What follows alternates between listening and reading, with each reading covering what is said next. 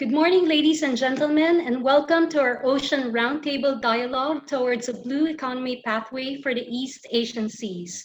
My name is Reggie Olalia, Communication Specialist for the Partnerships and Environmental Management for the Seas of East Asia, or PEMSEA. I will be your virtual host for today. This June 8, we celebrate World Ocean Day with this Ocean Roundtable dialogue.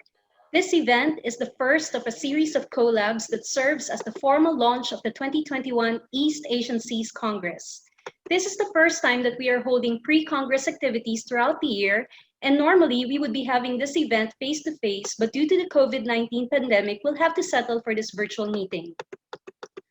I can see we have quite a number of participants here in Zoom, so for us to be able to monitor today's attendees, please fill out the attendance sheet in the chat box. Our program will be divided into two sessions with a 20-minute open forum happening at the end of each session. If you have any questions, kindly enter them in the Q&A box or into the comments for those who are watching our live stream on Facebook. Please don't forget to mention your name and affiliation and to whom you want to address the question to. If possible, please enter your questions before the open forum so that we can compile them and direct them to our speakers. The theme for today's event is highly relevant given the unusual situation the world is facing with the global pandemic. We will be hearing about the challenges, opportunities, and examples of best practices in accelerating the East Asian region's transformation into a blue economy against the backdrop of a new normal. The insights gleaned from this dialogue will feed into the development of the East Asian Seas Roadmap to 2030. To formally open the 7th East Asian Seas Congress, we will have the host of this year's Congress, represented by the Minister of Environment as the first speaker. With over 10 years of experience within the Royal Government of Cambodia, Dr. Sai Samal became the Minister of Environment in 2013 and has been leading the environmental agenda in Cambodia since then.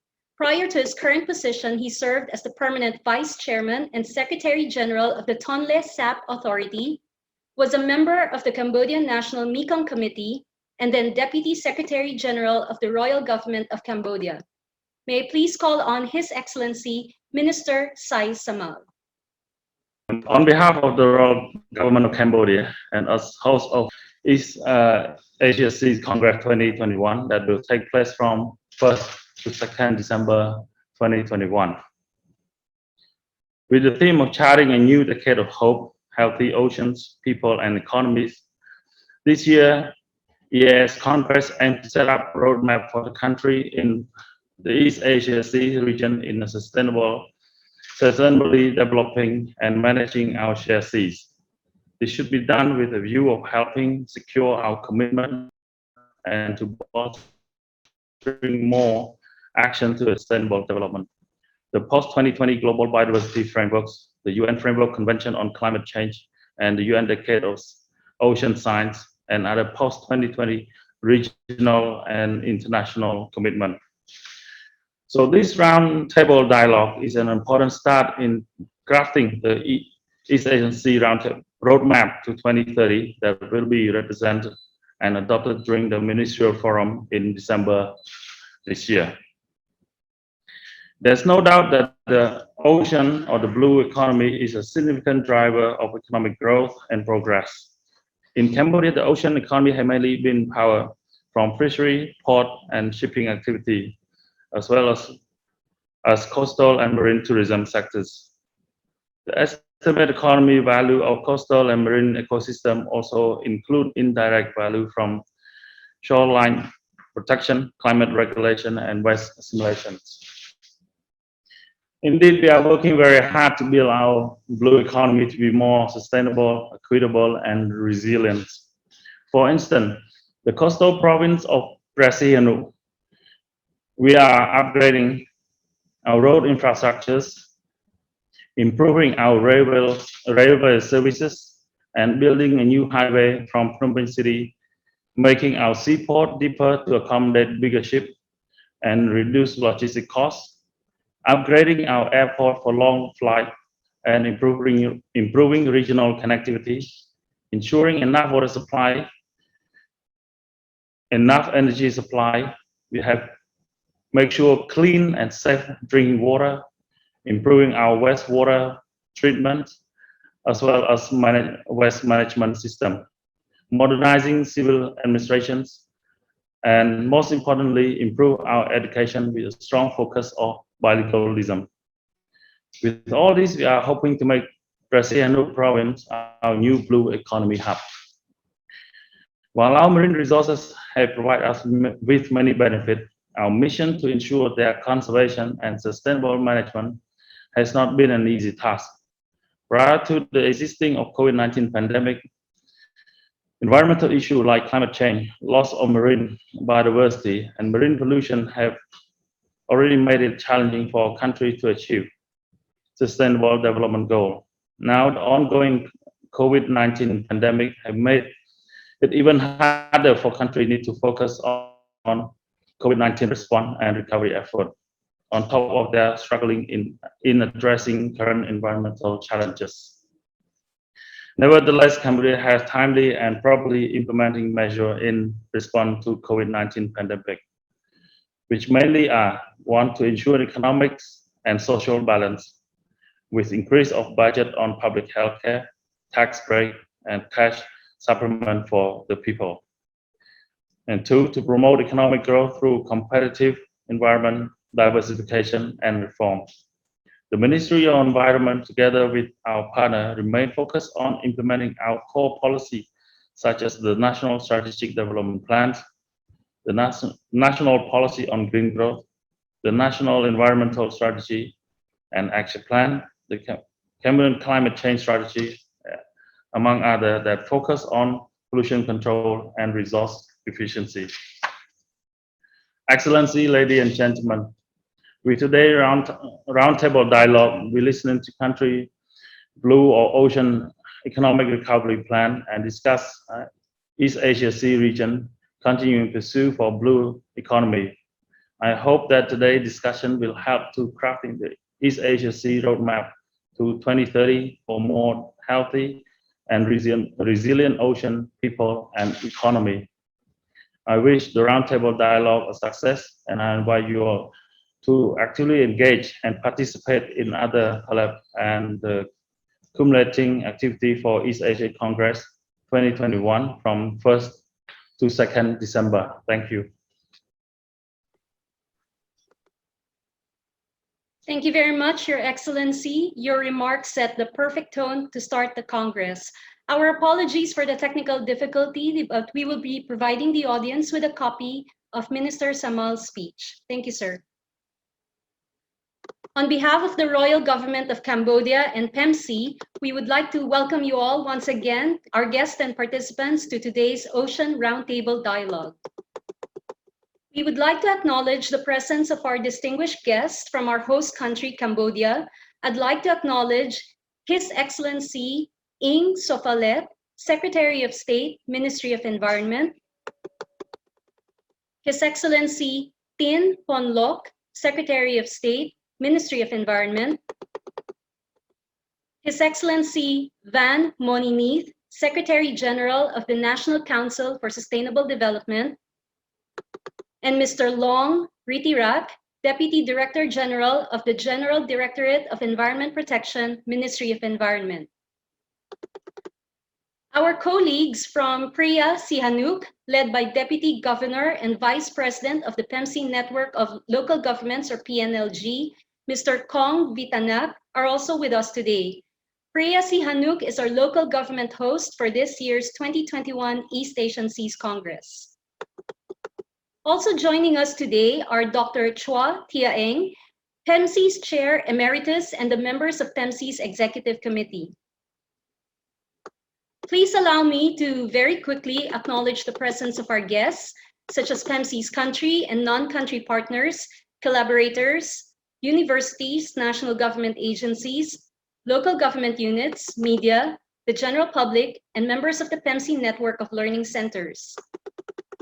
I could see we also have quite a number of guests joining us from all over the world, such as Australia, Canada, Cambodia, Chile, China, Egypt, Hong Kong, India, Indonesia, Japan, Kenya, Korea, Philippines, Singapore, Solomon Islands, Tanzania, Thailand, Timor-Leste, the United Kingdom, and the US. If I missed anyone, my apologies, but thank you all for joining us today.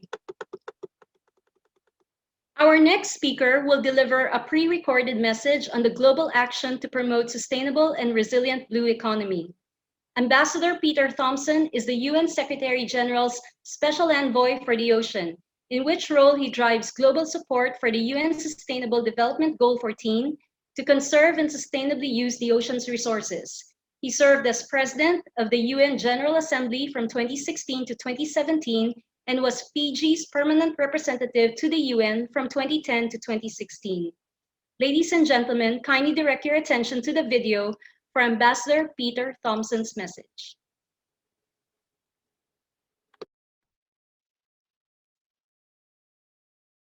Excellencies, ladies and gentlemen, all courtesies observed and greetings to everyone attending this event. I thank PEMSEA for the honor of addressing you all and for the great work that PEMSEA has done as the coordinating institution for the Sustainable Development Strategy for the Seas of East Asia. I thank PEMSEA in particular for its work in fostering integrated coastal management across the region and its firm adherence to principles of ecosystem-based management of coasts and seas. Put into a global context, this is no small responsibility, for the seas of East Asia host 9 of the world's busiest container shipping seaports, 80% of the world's aquaculture, 40 million tons of annual fish catch, and 30% of the world's coral reefs. And that heavy responsibility extends to joining the global endeavor to reverse the decline in the ocean's health that is being observed around the world.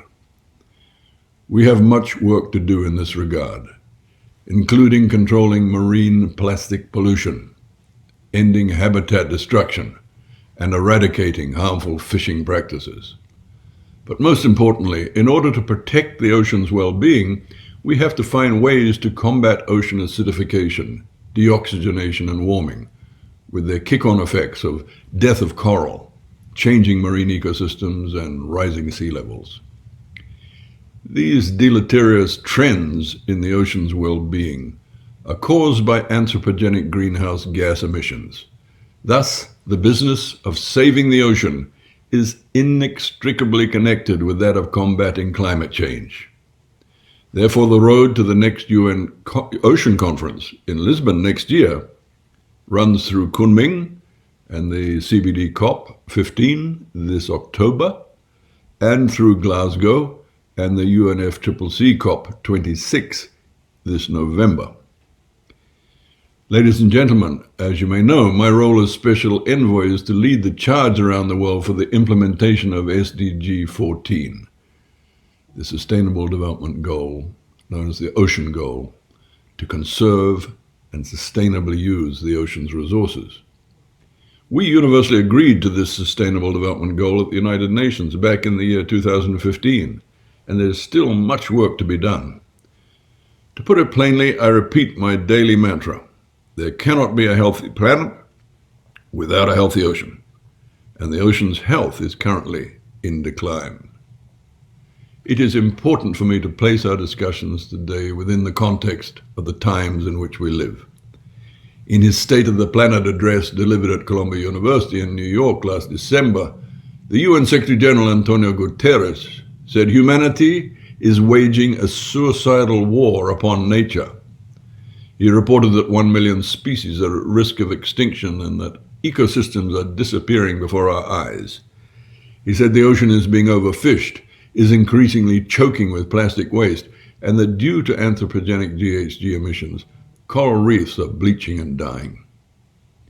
We live at a time when the World Meteorological Organization has clearly stated that the planet is currently on track for warming of over 3 degrees Celsius by the end of the 21st century. Over 3 degrees and we'll be in an economically ruinous state.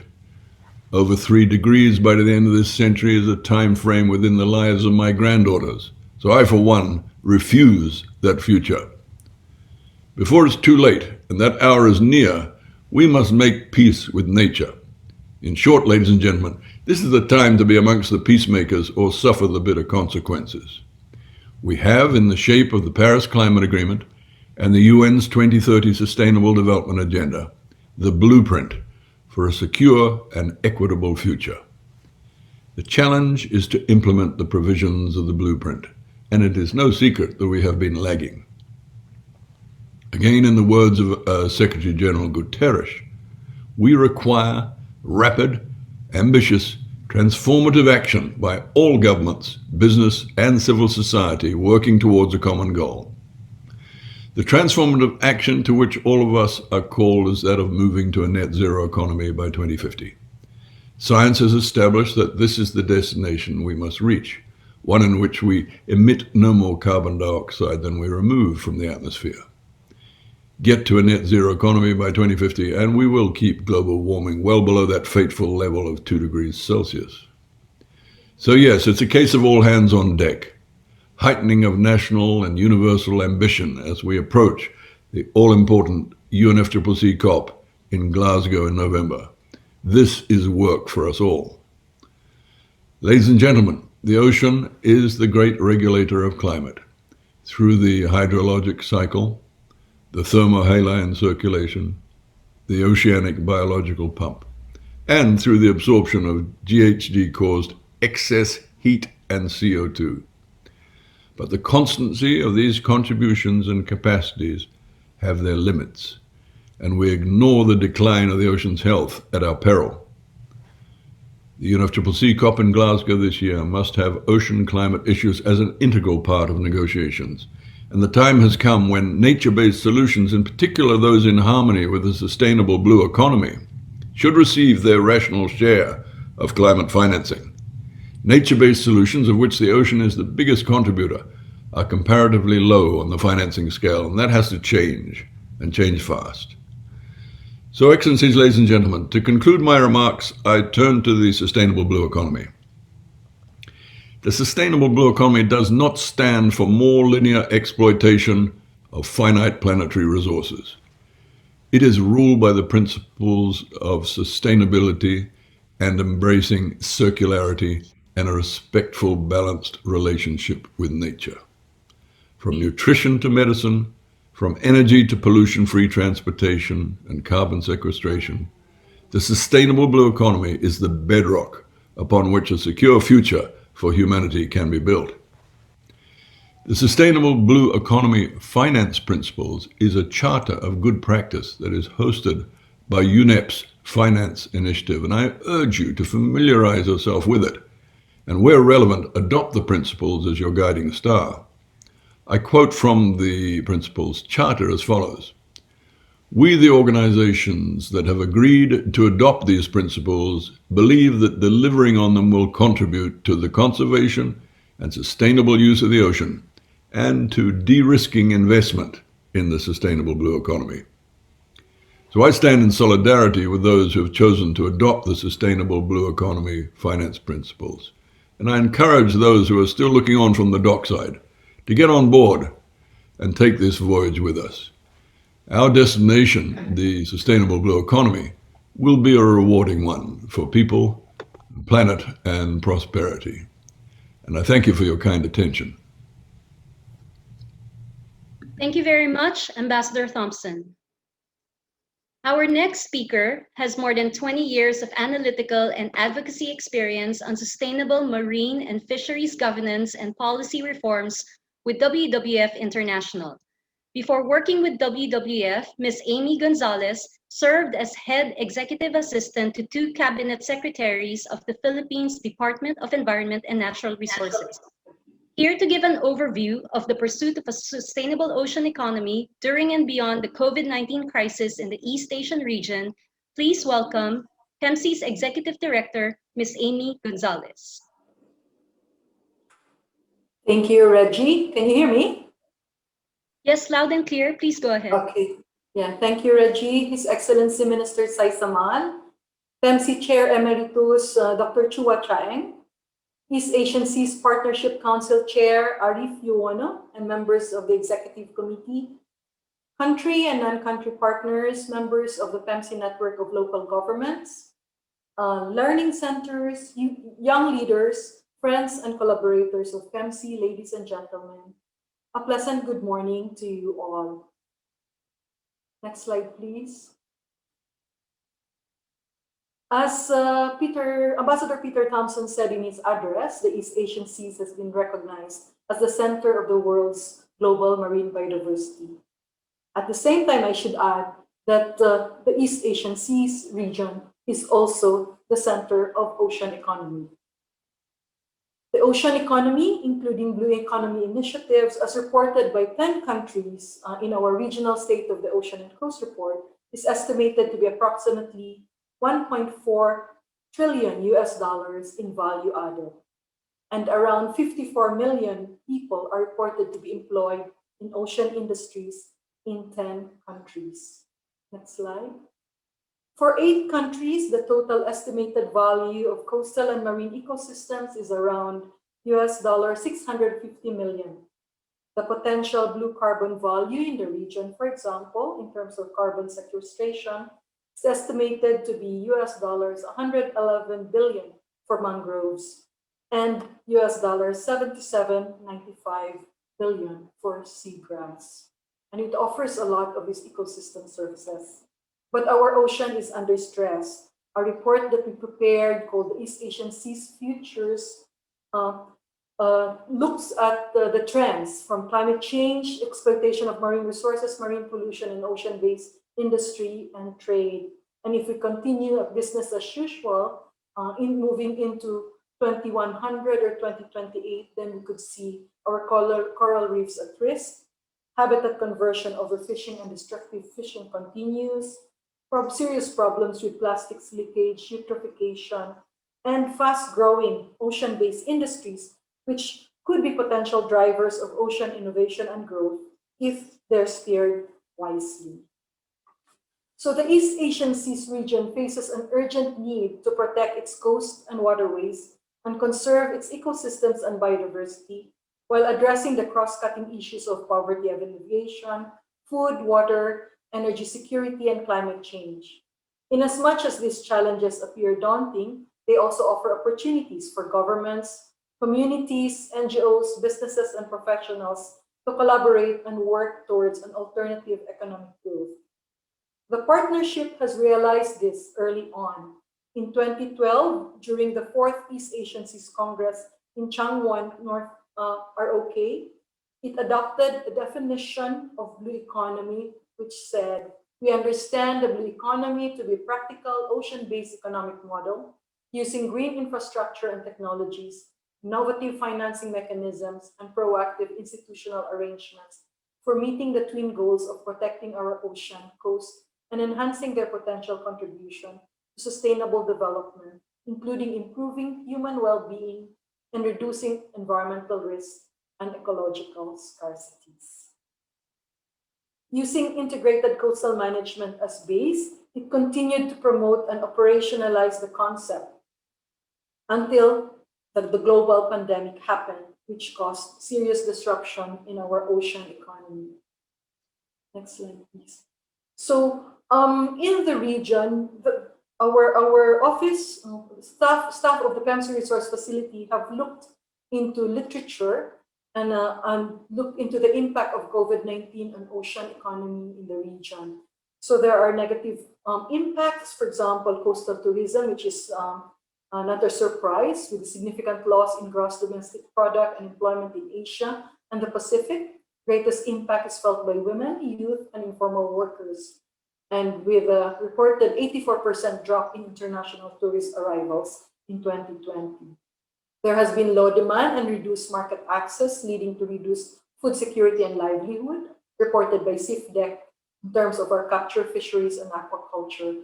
And the small-scale fishers are actually particularly affected in Southeast Asia because more than 50% are small-scale or artisanal fishers.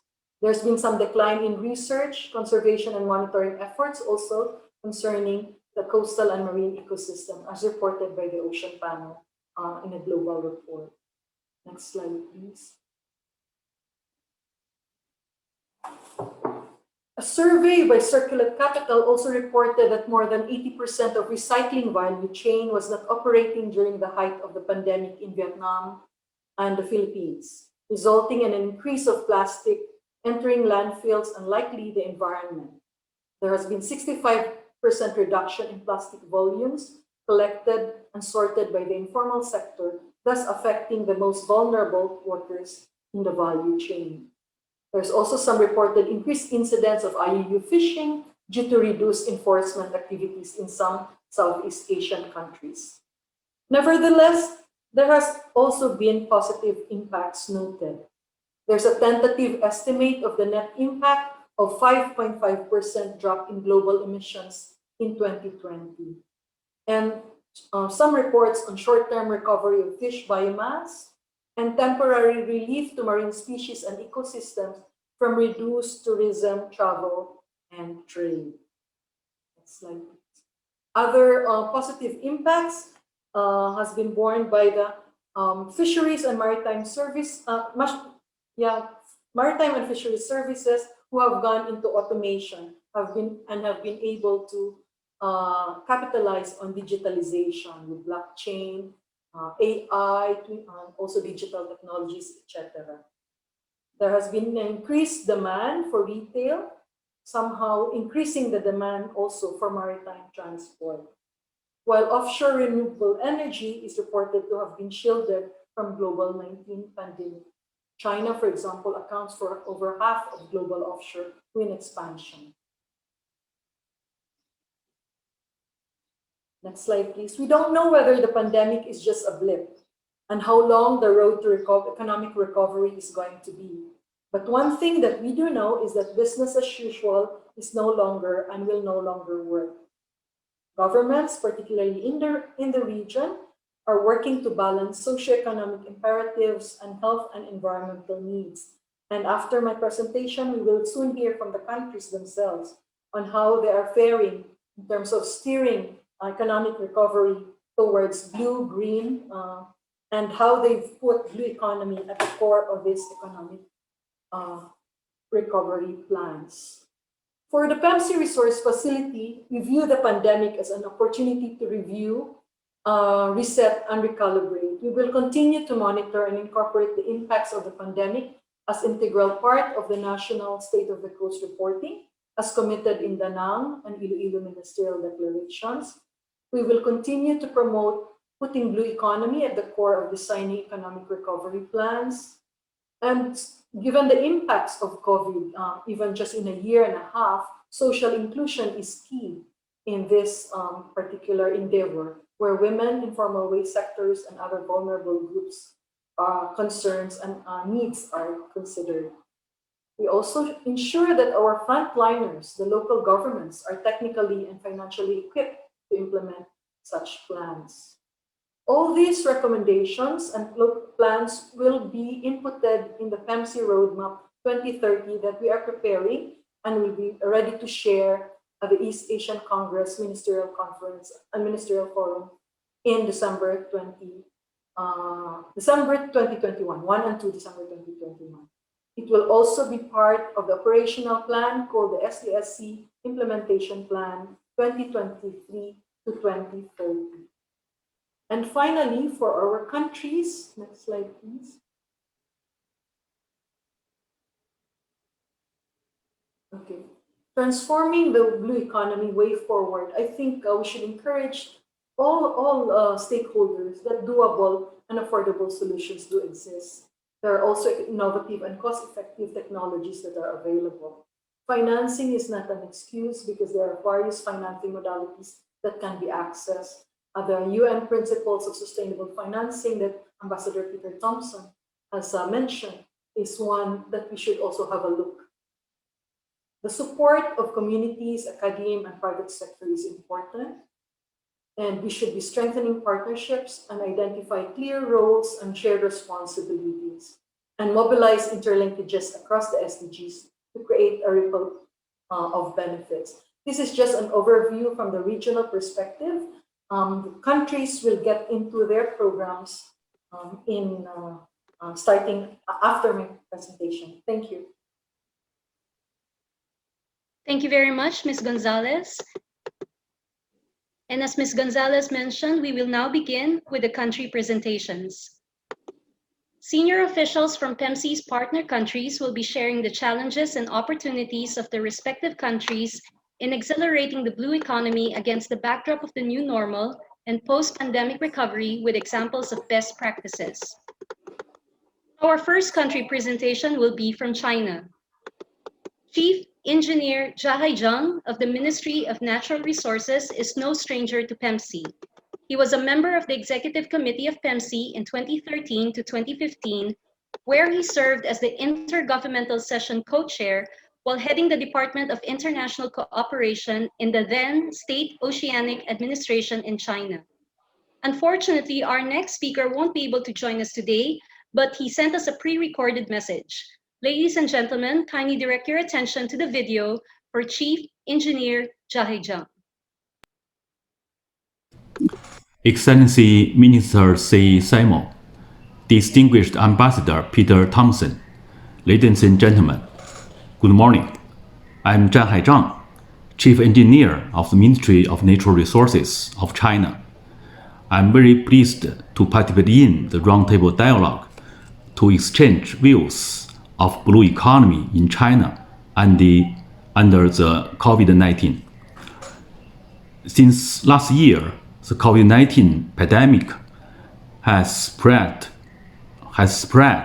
all over the world, which has caused serious damage to the economic and social development of various countries. China is the first country hit by the pandemic, with most industries being seriously affected. In last year, China's marine GDP reached 8 trillion Chinese yuan, down 5.3% from the previous year. Coastal tourism, which accounts for the largest proportion of marine economy, is an important reason for the decline of China's marine economy as a whole. The governments at all levels have taken a variety of measures to help enterprises to bail out and to restore the marine economy. For example, the Ministry of Natural Resources and Shenzhen Stock Exchange launched a series of activities to broaden the financing channels for small and medium-sized marine enterprises. Coastal local governments have also introduced relevant policies and measures to help enterprises resume work and production. Moreover, port and ship enterprises tried their best to ensure the small flow of logistics between China and the rest of the world by innovating business models, integrating high-quality resources, and opening up business channels. By third and fourth quarters of 2020, with the exception of coastal tourism, other marine industries have recovered steadily. The marine power industry continued to maintain double-digit growth. Offshore wind power installed 3 billion kilowatts, an increase of 55% over the previous year. The marine biological medicine industry, marine oil and gas industry, and marine chemical industry have achieved relatively rapid growth. The traditional industries such as marine transportation and marine fisheries have also achieved growth. The marine fishery has regained its vitality through its transformation and upgrading. There are 26 new national marine ranching demonstration areas added through the year, with a total number of 136. As an important platform for marine cooperation, in the region of East Asia Seas. PEMSEA has played active role in organizing and coordinating the implementation of the East Asia Seas Sustainable Development Strategy and the integrated coastal zone management. I hope that PEMSEA will continue to play a coordinating role in promoting cooperation among countries in this region in the following areas. First, to strengthen cooperation in blue industry chain, jointly promoting smooth flow of maritime logistics channels, speeding up the repair of global supply chain system, including the blue economy, and restarting global blue growth. Secondly, to strengthen cooperation in marine scientific innovation and emerging industries, such as seawater desalination, marine renewable energy, marine drugs and biological products, as well as marine information services, so as to creating more job opportunities. Thirdly, to strengthen cooperation in marine ecological protection and adaptation to climate change, especially in value realization of marine ecosystem, such as blue carbon. Thank you very much. Thank you very much, Engineer Jahaijang. I'd also like to acknowledge our representatives from China, Mr. Sun Zhengzhu, Deputy Director General, Department of International Cooperation, and Ms. He Unshu, Division Director, Department of International Cooperation. Thank you for joining us today. Our next country presentation is from Indonesia. Our speaker is the Director of Coastal and Marine Pollution and Degradation Control of the Ministry of Environment and Forestry. Previously, he was the head of Non-Land Sector Greenhouse Gas or GHG Inventory Division, also at the Ministry of Environment and Forestry. Ladies and gentlemen, please welcome our next speaker, Mr. Dida Migfar Rida. Thank you. Good morning. First, I'd like to thank for Indonesia opportunity for sharing blue-green recovery best practice in light of the global pandemic. In this event, Ocean Roundtable Dialogue of the East Asian Seas Congress 2021. On behalf of the government of Indonesia, I would like to thank especially for Mr. Saisama, Minister of Environment Cambodia, and also for Mr. Peter Thompson, special info to the Ocean United Nations. Also, I would like to appreciate for PEMSEA Resource Facility and team also with Chair Council for arrange the roundtable meeting, and this is very opportunity for us for sharing our experience. Okay, we would like to continue with the slide, please. As you know, ocean are vital for Indonesian economic and also for social welfare. With more than 17,500 islands, also 108,000 kilometers of coastline, and 3/4 of its territory at sea, oceans are central to Indonesian prosperity through economic activities, including capture fisheries and aquaculture, coastal tourism, marine construction, and transportation. Indonesia has the world's second largest fishery sector and also support for our GDP. Oceans are a key asset for our country, especially also tourism industry and other sector. Yet there is a substantial opportunity to grow the long-term value of this sector further. Many research suggest that improvement to fisheries management could increase the long-term value of production. Sustainable aquaculture could be expanded, prioritizing low trophic level species, including sewage.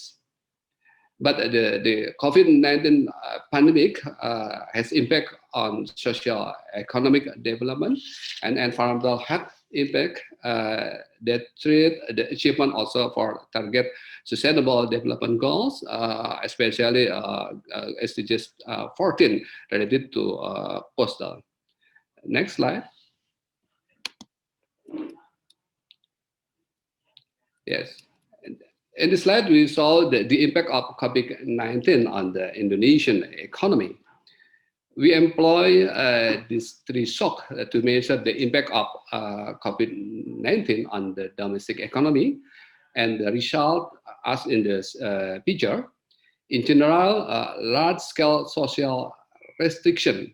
In Indonesia, we call pembatasan sosial berskala besar, or PSBB, cause the most severe impact to the economy compared to the other two shocks. In terms of GDP, PSBB decreased national output by 6.3% from its baseline.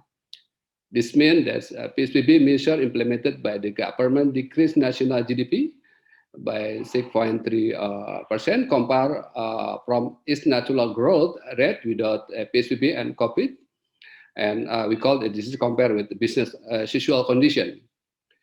On the other hand, based on our simulation, the impact of reduction in tourism activity and international trade volume are rather small, as their contribution to domestic economy activity are also relatively small compared to those large scale social restriction or PSBB measure. Besides GDP, we also measure the impact of COVID-19 on other microeconomic indicators such as welfare, household consumption, investment, employment, and inflation. Next slide. Okay. In this figure, we summarize the growth rate across a sector in 2020, especially in Q2, and their differential with the second quarter average growth rate of the preceding 3 years. The figure also suggests that almost every sector has experienced a growth decline in Q2 2020 compared to the second quarter of the preceding 3 years. At a broad sectoral level, transportation and storage is the poorest performance sector. Still, several sectors have recorded positive year-over-year growth rate, although their performance remained relatively lower when compared to the preceding year. The only sector to record a positive performance in the Q2 2020 growth rate higher than its preceding in information and communication sector, ICT sector. Okay, continue the slide. I would like to explain a national economy recovery program to respond the global pandemic COVID-19. In order to reduce the impact of the COVID-19 pandemic on the economy, the Indonesian government initiated the National Economy Recovery Program, PEN. This is a government response to significant economic impact of social activity limitation, particularly for informal sector, especially micro, small, and medium enterprise. This is the high our allocation for this sector. Also, we allocate sector for poverty and vulnerability, and also government also create several new programs in the form of cash transfer to the community. And also the government has also provided discount on electricity since April 2020. Also, the government also initiated a new program like we call Kartu Prakerja. This program provides a kind of a conditional cash transfer to those who have lost their job or are looking for a job and willing to learn a new skill. Additionally, I think at least 15.26% of the allocated budget is used to support the local government economic recovery and sectoral group. Also, in the health sector, also government allocate budget at least 12.59% of the budget to expenditure for health sector. Next. Okay, this is the part of our the main part of our presentation, based on the natural economy recovery program. In the line ministry also they develop activity related to the national economic recovery. For example, we develop labor-intensive mangrove planting in several areas in Indonesia. This is from Sumatra Island, Java Island, Kalimantan Island, Sulawesi, until Papua Island. We develop mangrove plantation.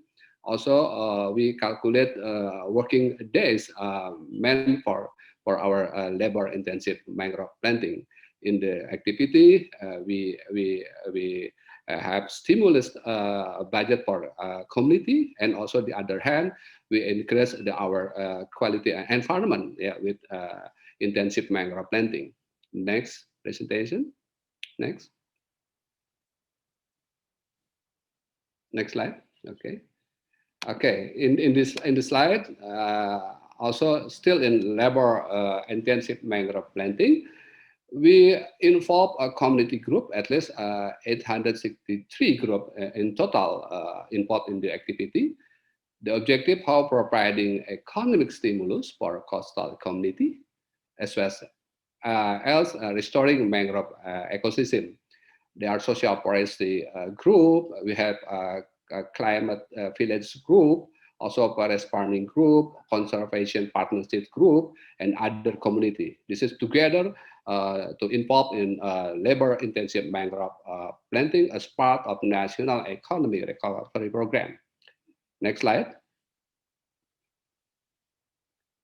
This is the achievement our labor-intensive mangrove planting in 2020 in the framework National Economic Recovery Program. We have allocated budget 376 trillion rupiah. Also, there are 71 million planted seed across in 70,000 hectares. And also we involve a community group here with engaged people, and also the amount working day we calculate in this program. The next slide. In the next slide, we continue the other national economic recovery program based on the green and blue recovery. This is we have wetland restoration. At least there are 3 programs: canal block construction, also pit carrying empowered village, and stock taking of pit ecosystem characteristics. As you know, in Indonesia, many peatland area they're located in the coastal area. This is very important to us to restoration this peatland with this activity, how to involve community, and the other side they are improve the quality of the peatland ecosystem, especially in coastal area. Next presentation. Next slide. Yes, this is continue still peatland restoration. The focus for how to revitalization, food security, and fisheries village. This is their activity: construction of fish drying house, construction of bulkhead for storing dried, and also procurement of fishing net and the assembly in this activity. Next slide, please.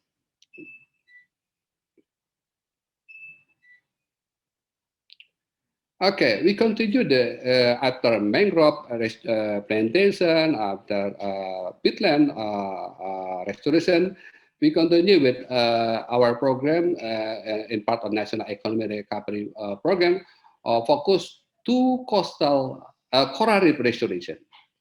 Under our Ministry of Marine and Fisheries, developed the program Indonesia Coral Reef Garden.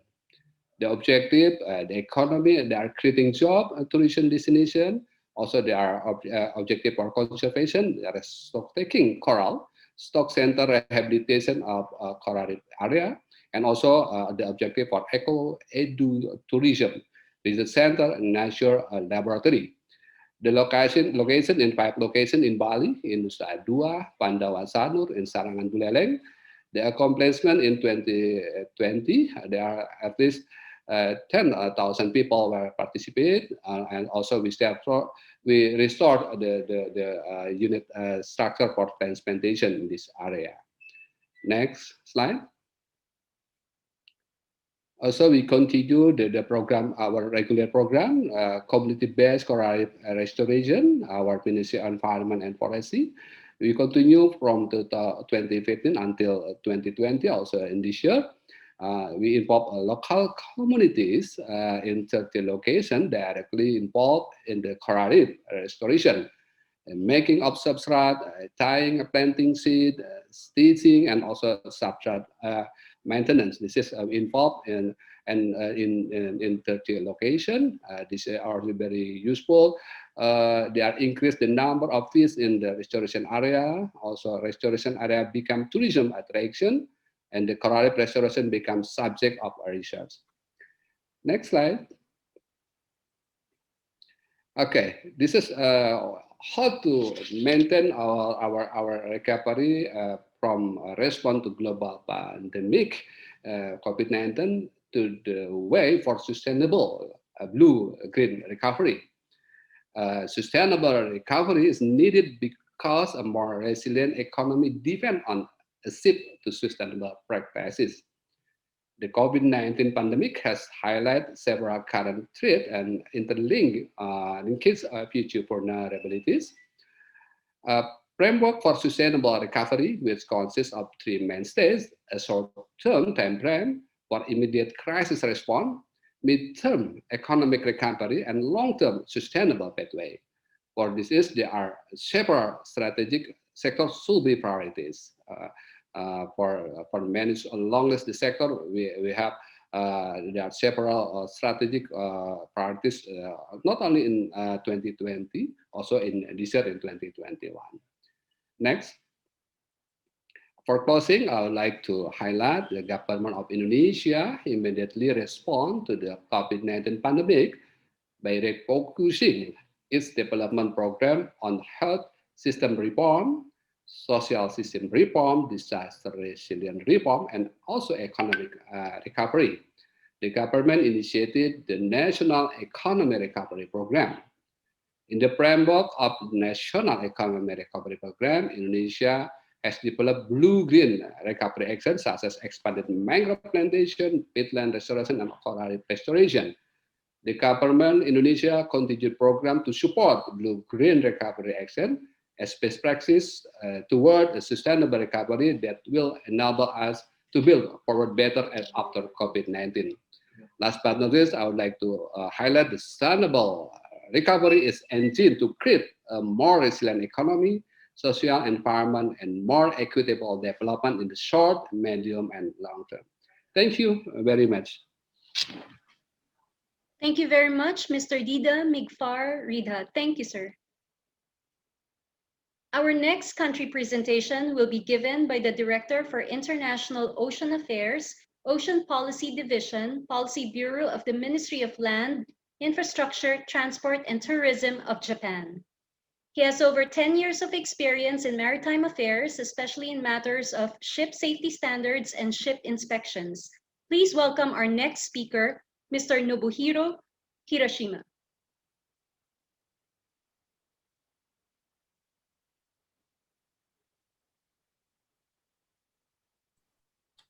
Thank you very much for introducing me. Good morning, ladies and gentlemen. My name is Nobuhiro Hiroshima. I'm in charge of Ocean Affairs at the Ocean Policy Division of MLIT.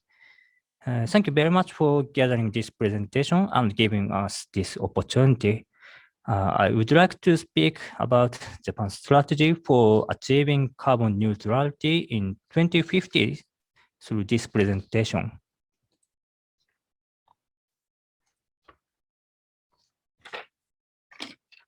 At first, I would like to explain Japan's intention to aim for carbon neutrality.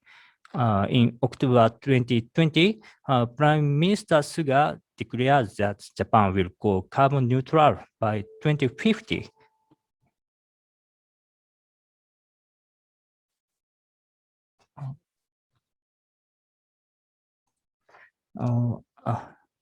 Sorry. He also stated that some points to realize a carbon neutral society.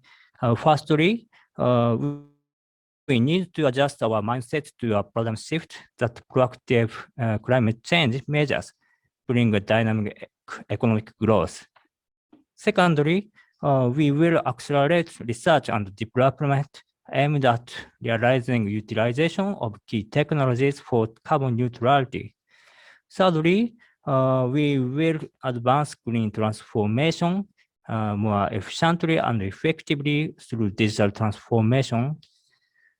Furthermore, he also announced a target of reducing Japan's greenhouse gas emissions by 46% in fiscal year 2030 from the fiscal year 2013 levels.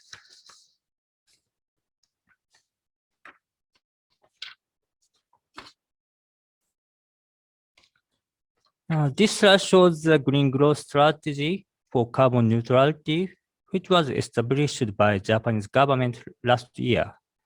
This strategy is an industrial policy towards a positive cycle of economic growth and environmental protection, and contains some key factors. Key factors such as the government presents a concrete national vision and goals, which motivates business players. Next, this strategy provides a reference on both the energy policy and energy outlook for 2050 carbon neutrality. And lastly, this will constitute a list of 14 sectors with high growth potential for which the government will provide necessary policy measures and show ambitious goals. This slide shows action plans of green growth strategy. There are 14 action plans in this chart, such as 1, 2, 3, 4, and lastly 14, which were established in the key industrial fields such as where future growth is expected, and efforts are essential to achieve 2050 carbon neutrality. In this chart, these fields categorized with energy-related industries, transportation or manufacturing-related industries, and household or office work-related industries. Also, those are categorized by different time axes, such as the market is expected to grow around 2030, and market will launch around 2050.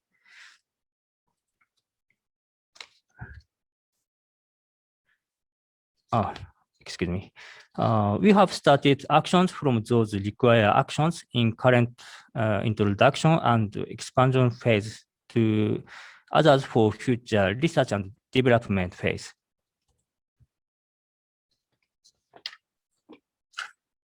This slide shows action plans and concrete measures in ocean sector. Number 1 is offshore wind power generation industries, which contains creation of attractive domestic market, promotion of investment, and formation of supply chain. And the next number 2, 3, and 7 are about shipping industry, which contains conversion to carbon-free alternative fuel ships, namely zero-emission ships, and development of international frameworks to promote low-carbon ships. Number 8 is logistics industries, which contains formation of carbon neutral port, which realize net zero greenhouse gas emissions through decarbonization of port functions, utilization of next generation energy sources, such as hydrogen and ammonia, and so on. Number 9 is food, agriculture, forestry, and fisheries matters, which contains consideration a carbon offset system in respect of blue carbon, namely carbon storage by marine ecosystem.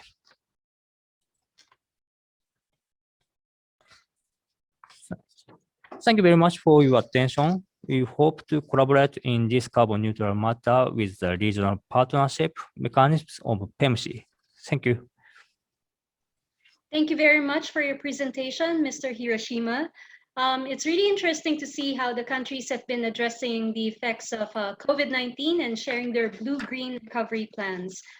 At this point, I hope everyone is still okay, and I'd like to remind our participants to please input your questions for our speakers in the chat box. Thank you very much.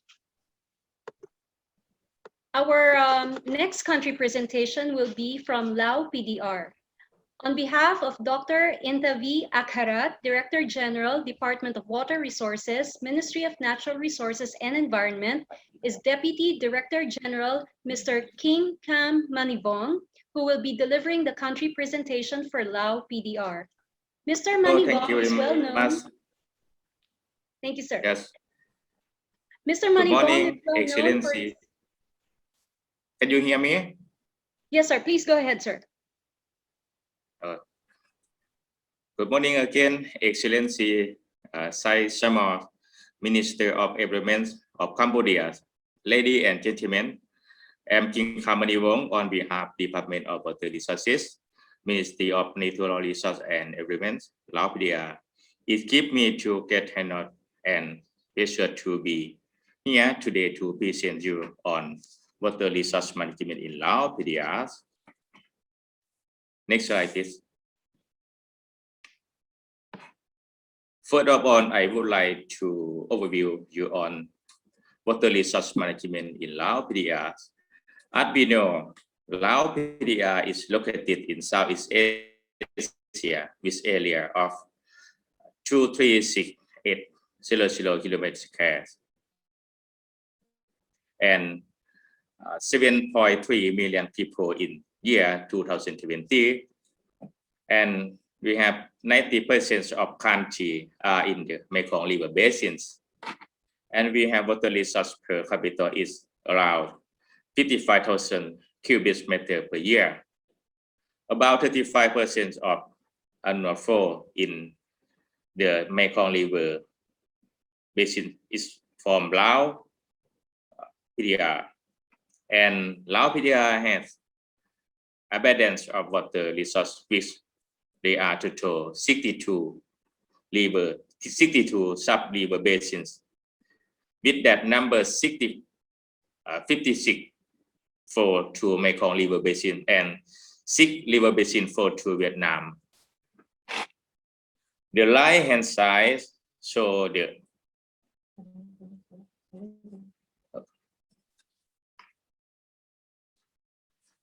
right-hand side will show the 62 basin of the map of Lao Pdr.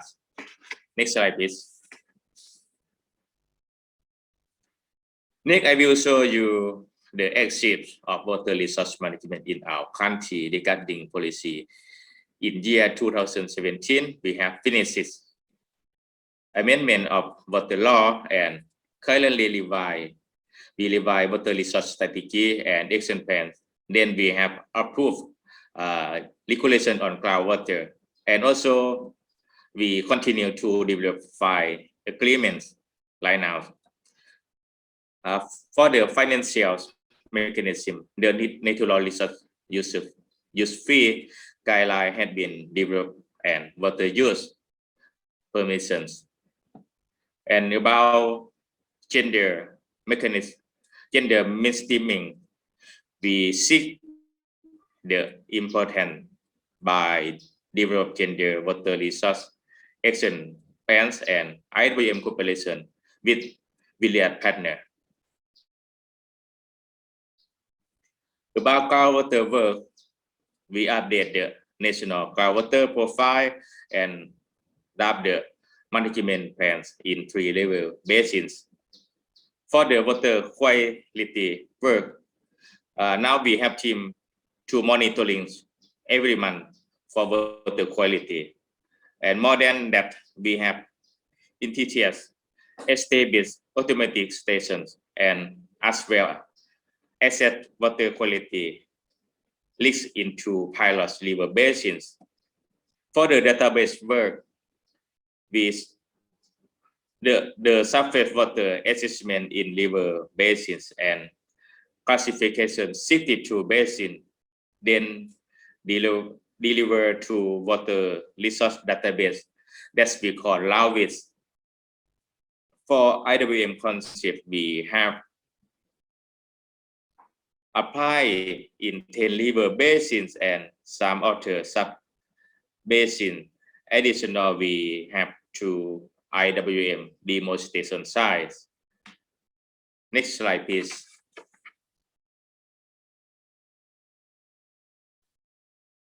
Here is challenge for water resource management in Lao Pdr. We have 3 challenges. One is limited in collaborations and coordination between water-related stakeholders. I mean that we lack of coordination with fly agency or some province. Two is the quantity decreasing water system natural resource interrelations. Number 3 is more water utilization and development. And the last one is more frequent natural disaster and impact of climate change water. Next slide, please.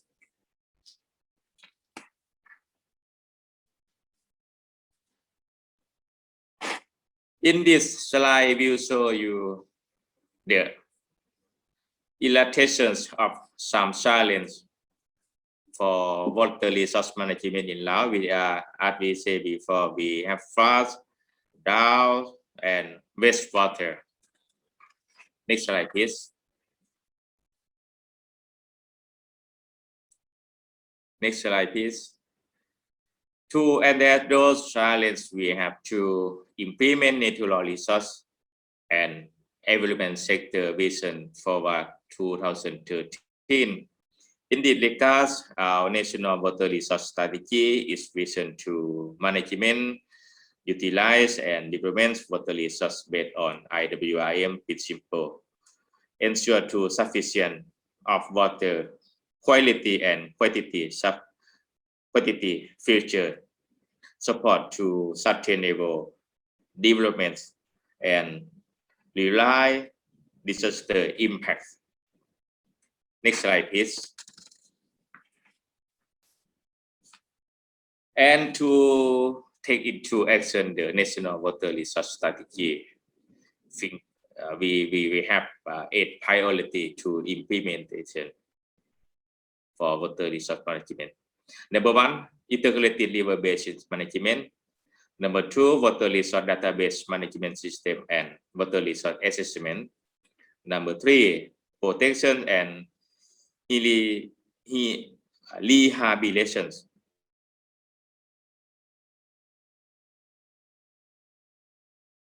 Groundwater management. Number 5, water use infrastructure management and development. Number 6, financial mechanism for water and water resource. Number 7, human resource development in water sector. Number 8, international cooperation in water resource, in water and water resource. Next slide, please. In my last slide, I will talk about partnership with PEMSEA.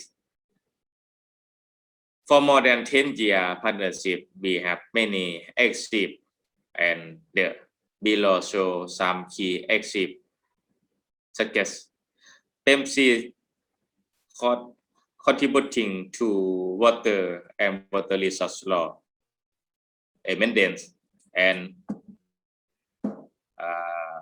to development of water resource strategy and also to development agreements, water use management, and Shutdown river basins assessment and management, like we call profile and action plans for water resource management, and 3 sub-basin management and practice on the ground. Shutdown IWM demonstration site initiative and clean water provide for 7 villages in 3 provinces in the Shutdown river basins, and community waste management in 12 pilot villages, and also human resource strengthening both in national and 3 provinces like Shutdown river basins. For the future cooperation, I mentioned Lao Pdr and PEMSEA had 2007. We're looking forward to collaborating with PEMSEA as following: to continue support for technical and professional capacity building on IWIM, and initiate to implement the IWIM project and practice under PEMSEA's cooperation framework and other project opportunity, and connection and depending cooperation with other partnership and alliance.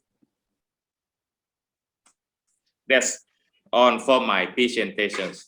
Thank you very much. ขอบคุณเจริญ Thank you very much, sir. Thank you, Mr. Manivong, for your presentation. We will now proceed to a short open forum based on the questions you entered in the Q&A box. May I please call on my colleague, Ms. Daisy Padayo, PEMSEA's ICM Specialist and Country Manager for Cambodia, Lao Pdr, and the Philippines to help us go through some of your questions. But before I turn over to Daisy, we already have a question here for Minister Sai Samal of Cambodia. Your Excellency, as the country host for the East Asian Seas Congress 2021, what outputs do you expect from the event that could help chart the blue-green development path of the region in the next year or so?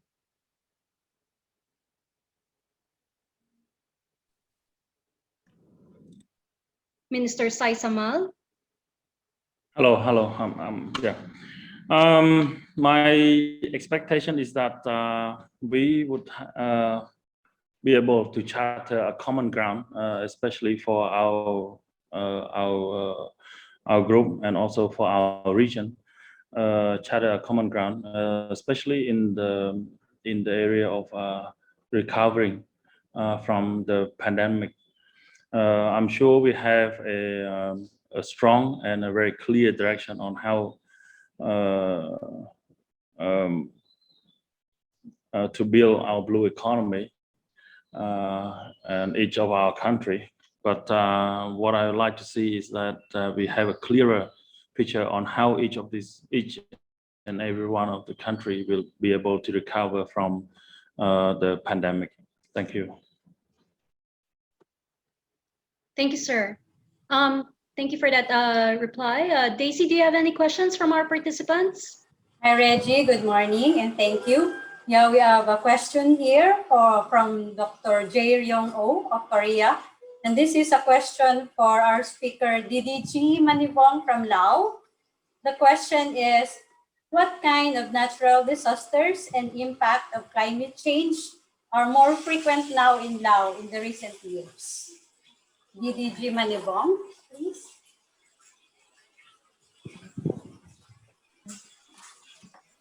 Thank you very much for your comment or suggestion or for your question.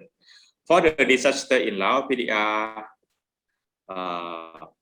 mostly is fast fast or fat fast. We have a fat fast in the northern parts of Lao Pdr in Luang Prabang province. We have fat fast, and in the southern part we have fast in the Khammon province. The Khammon province we have fast. So it's a problem with Lao. Now we try to resolve this problem because we are working with like agency like MEM, Ministry of Energy, because they responsible for controls the dam development. Thank you. Thank you, DDG. Reggie, we still have another question. This is from Miss Kate Aguiling, and this is directed to all our country speakers. So that would be from China, Indonesia, Japan, and Lao Pdr so far, and Cambodia, of course. So our country speakers, the SDSC, or the Sustainable Development Strategy for the Seas of East Asia, has been the key regional framework document of the East Asian Seas region in pursuit of sustainable coastal and ocean management and development. With the changing times and under the new normal, how do you foresee the SDSC, as well as the continuing ICM programs, support or enable the different country blue-green recovery plans? Thank you, and may I now ask our country speakers to please respond to the question.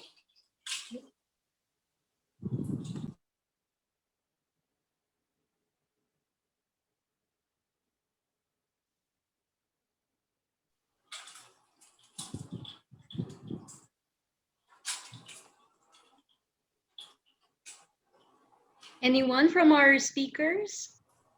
Perhaps from Indonesia? Mr. Ridha? Thank you very much. Okay, I will just start the video, but okay, no problem.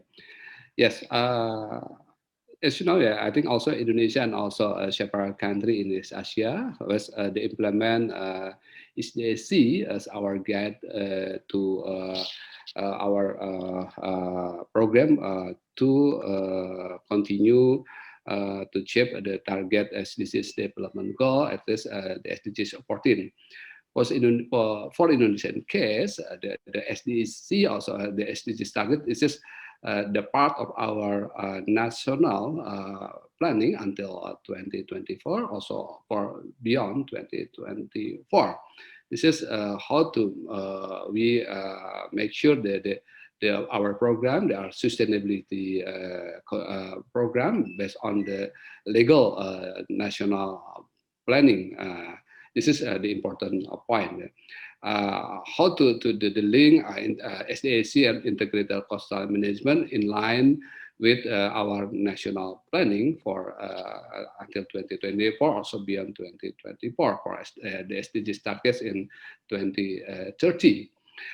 For example, for our activity related to national recovery program, we introduced SDEC and integrated coastal management for our approach to develop mangrove plantation, also for coral reef restoration.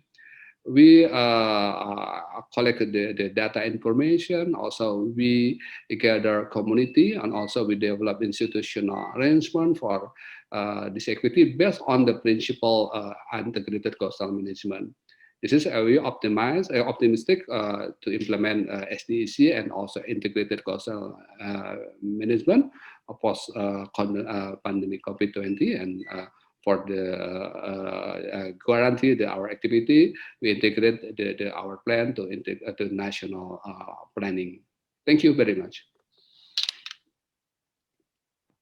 Thank you, sir. Daisy, do you have any other questions? Hi, Reggie. That's it for me so far. Over to you. Thank you. Okay. We have time for one more question. This is directed to Mr. Nobuhiro Hiroshima of Japan. So, sir, the question is, given advanced plans on securing the carbon neutrality goal of Japan, What are your plans to help other PEMSEA partner countries avail or adapt offshore wind generation, blue carbon, or carbon neutral port, which are good examples of transitioning to the blue economy? Over to you, sir. Thank you very much for question. Honestly speaking, it's difficult to answer your question because our strategy just started last year. So I would like to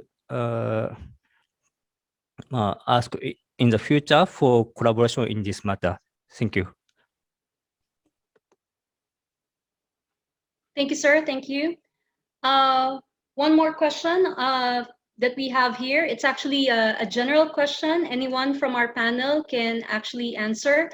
The question is, the pursuit of a blue economy with or without the pandemic requires an integrated and holistic approach to policymaking and implementation.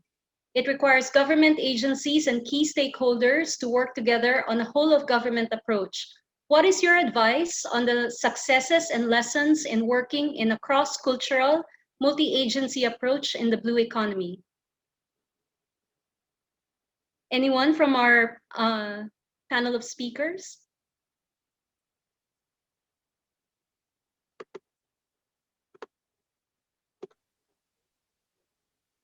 I can see Ms. Amy Gonzalez of PEMSEA. Yeah. Okay. Thank you, Reggie. If none of the country panelists would like to take that on, I would like to venture an answer.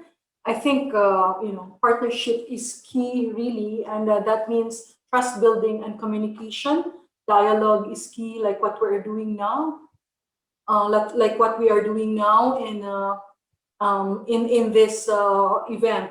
Sharing of information is important, like what we're doing. What are the implications of COVID-19 and how we are going to pursue blue economy in this global economic recovery plan. And that entails working with the whole of government approach.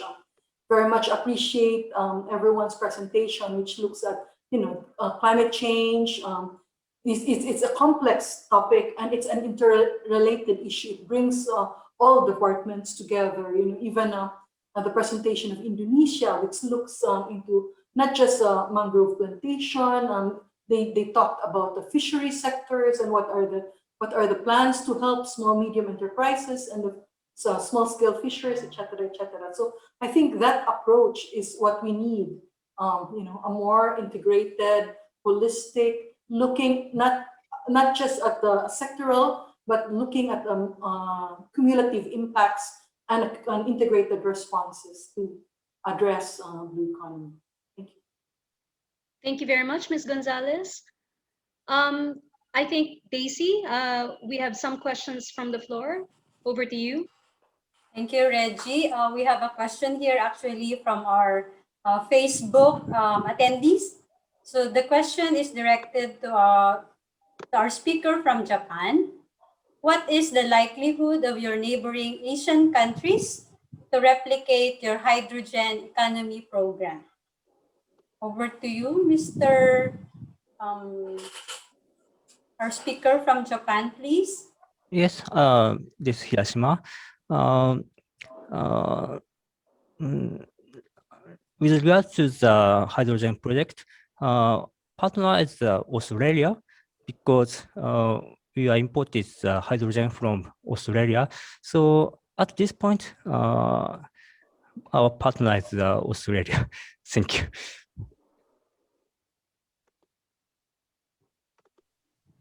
Thank you, sir. We have another question, Reggie. Can we still have one more question? Yes, Daisy, please go ahead. Okay. Let me see. I cannot. Okay. Sorry, I cannot read it well. Okay. This is not directed to any specific speaker. So anyone of our speakers who wish to respond to this question. This is a question from Ms. Nora Shed Ibrahim. long-term blue-green recovery in terms of mangroves, corals, and seagrass restoration projects cost money.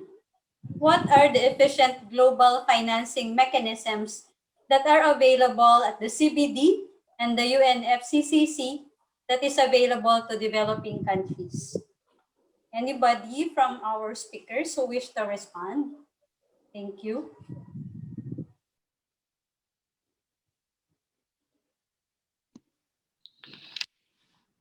Yes, maybe Indonesia can explain. Thank you for the interesting question. I think very important question. Indonesia, I think also the other countries under response for recovery program, we have allocated budget and also with our resources to develop blue-green activities such as mangrove plantation, also coral restoration, and also wetland restoration.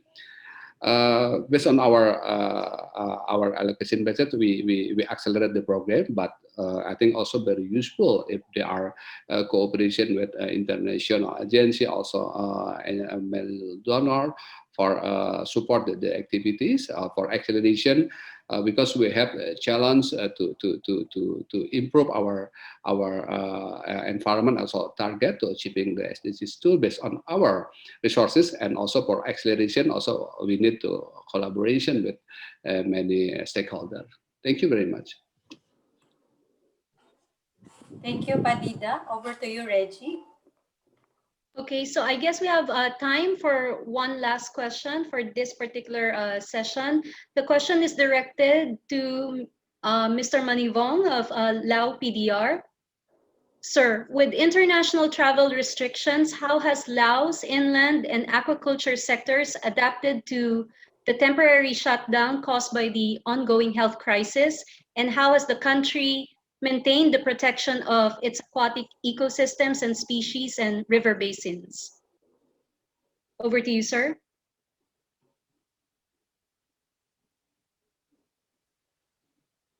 Sir, my apologies. I think you are on mute.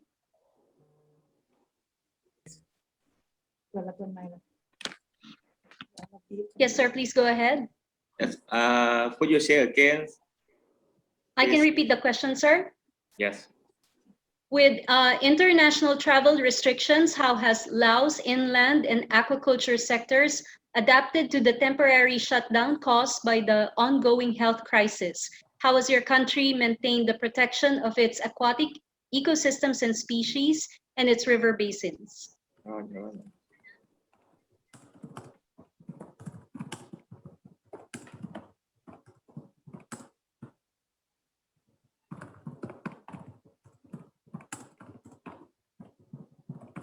Sir, you're on mute, sir. Yes. Please go ahead. So for this, during the COVID-19, now we are working.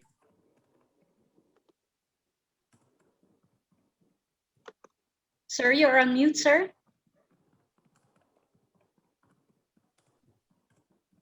During COVID-19, for the water resource management related to agriculture, we working with agency by WhatsApp or by email or something.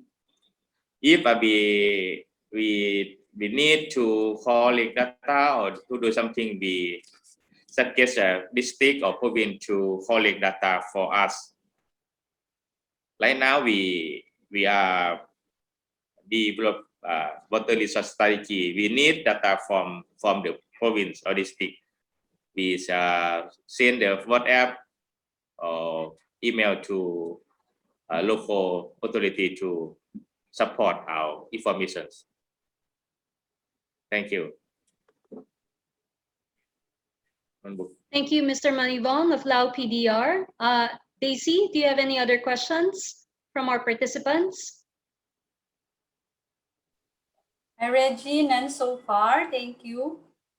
Okay, so for this section, thank you very much for your questions and to Daisy and our speakers.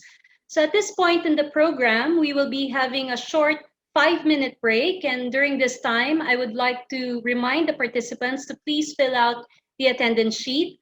I would also like to invite all of you to please follow PEMSEA on our social media accounts and the EAS Congress website to receive the latest updates on our initiatives and on the EAS Congress.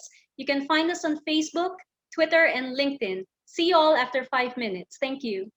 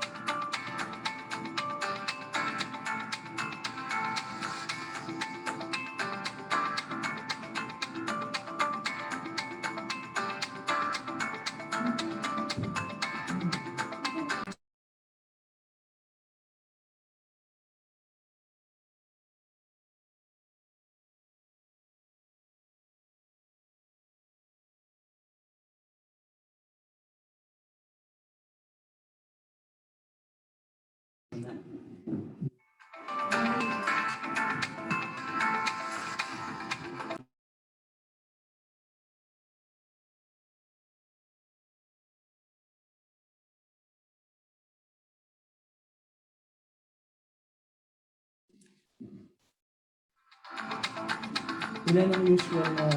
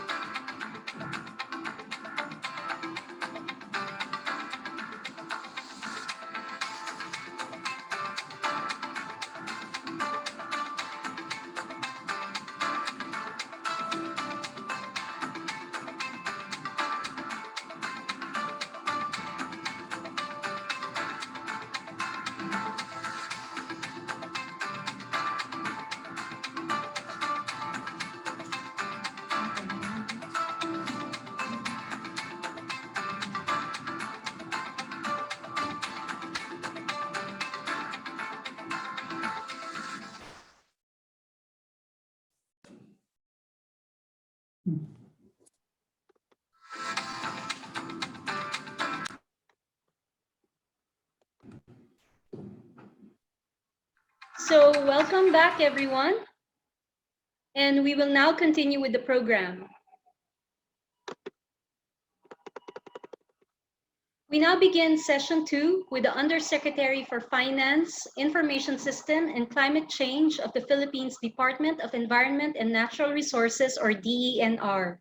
She is the national focal point on climate change for the Philippines and served as the chair of the Intergovernmental Session for the East Asian Seas Partnership Council from 2013 to 2016. Undersecretary Te has also been PEMSEA's national focal point for the Philippines since 2010. Here to kickstart this session, please welcome Undersecretary Annalisa Revuelta Te. Thank you, Reggie, for the generous introduction. His Excellency Minister Sai Samal of Cambodia, our country and non-country partners of PEMSEA, speakers, guests, participants, a pleasant morning to all of you and happy Earth Day. The Philippines is pleased to share with you this morning how our country's ocean and coastal economy face the pressures and challenges, how the pandemic has impacted them, and the actions and challenges to build back better towards a blue economic recovery pathway. So just like other countries, next slide please.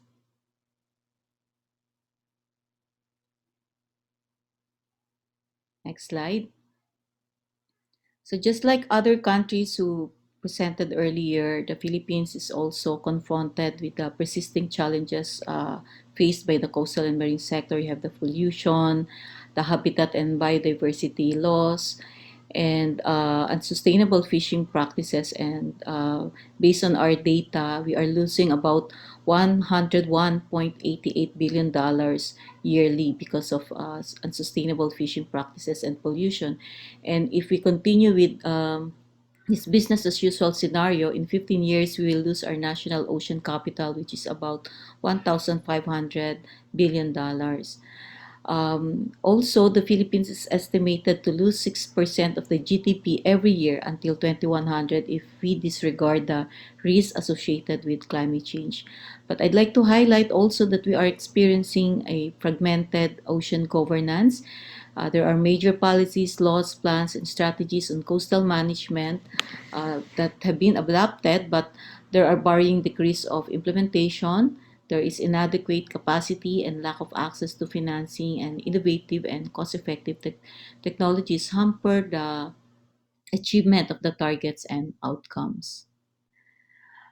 Due to COVID-19, around 62 million pesos were estimated as the loss of income of the National Integrated Protected Area System, and half of which came from ecotourism activities such as entrance fees, rental of PA facilities, from the marine protected areas. What is not accounted for here are secondary multipliers such as the income of both operators and resort owners who are dependent on the coastal and marine ecosystems services provided by these protected areas. Closing of restaurants and other markets for the coastal and marine biodiversity friendly enterprises such as sea cucumber, racing, crab flattening also greatly affected the income of the people's organization managing these enterprises. During the lockdown, because of the pandemic, the absence of anthropogenic pressures brought about by the different activities in the coastal and marine areas was observed. This provided a room for the coastal and marine resources to rest that enables them to recover through a natural rehabilitation. Several coastal and marine species were observed again in areas where they are not seen anymore, such as the sighting of the second otter species in Taganak Island, Tawi-Tawi, overly matured sea cucumber, one of the commodities of biodiversity friendly enterprises, also provides additional stocks to Masinloc Oyon Bay Protected Landscape and Seascape as it naturally spawn juvenile stocks for future harvesting. Although we regularly monitor the improvement of protected areas, it may be difficult to provide conclusive remarks as a year of closure cannot really show any significant changes in the biodiversity indices among the PAs.